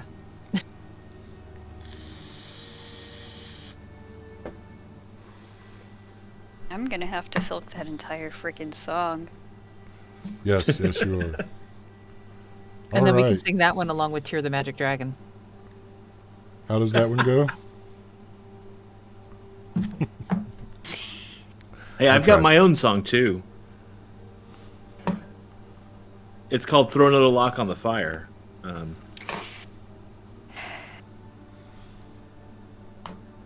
Everyone. Okay, Well, and he on that fell in note, a fire once. I was on fire once. It's a thing. It happened. first and foremost, I want to say thank you to my players for being at my table. It is always a privilege to be able to be your dungeon master. I want to say thank you to everyone in chat for hanging out, everyone that's watching. You know, we do this for you. If you liked it, make sure you tell your friends. Share it. Let people know. That's how this grows. You can also follow us on social media at will_of_the dice. No, my name is not Will. It's referring to the fortune or fate of what the dice decides. Just to get that out there. And we're getting rated again by Brothers and Dragons, or Dungeons. You're coming in as we're fixing to leave. Holy shit. You missed Well, it. thanks for the last minute raid, everybody. Stay for the video on demand. Watch it together. You know, do that kind of thing. I don't know if that's a feature. I don't do Twitch. I don't know how Twitch go. What is Twitch? Hey, what that Twitch do? Does I? I gotta say, tonight was an intense night. You know, the catastrophe that can be brought by a single piece of bacon, like ripples in a pond spreading out. So excellent. It was like adding a few drops of water to the fryer and just watching everything explode. Yep. But you all did good. You all came through it miraculously. The will of the dice deemed. I mean, we, almost all of us died, but we got better. She turned me into Came into this game being told I have one job to do, and that was to save the party, and I did that job. You did it. You did it well, my friend. And yes, technically, Zaraj did turn something into his newt tonight, so... Turned me into a dude. All I'm going to say is that there was a time several months ago I said I'm not going to be gentle anymore. This is what I was talking about. All right, let's remind people who they are, where they can find us, and let's get the hell out of here. I don't know who they are, but they're cool people because they're watching us. Yeah. I am John. I played your Loxodon Druid Zaraj, also known as a Quetzalcoatlus, a giant pelican dinosaur. You can find me all over the internets at that_film_guy. Hey everybody, I'm Ren Matley. I was the voice of Venfira tonight, and Quetzalcoatlus are actually a giant prehistoric flying reptile, not a dinosaur. My daughter's really into dinosaurs. Sorry, I hear this all the time. You can find me over on Twitter at Ren_Matley. Hello everyone, it's me, Patrick, the voice of Scream. And you can find me on Twitter at PeculiarPatrick. Hi everyone, I'm Alice, the conductor of the, hold on, what was the phrasing that I used earlier? The train. conductor of the Oops train. And you can find me on Twitter at CapandCuppyCake.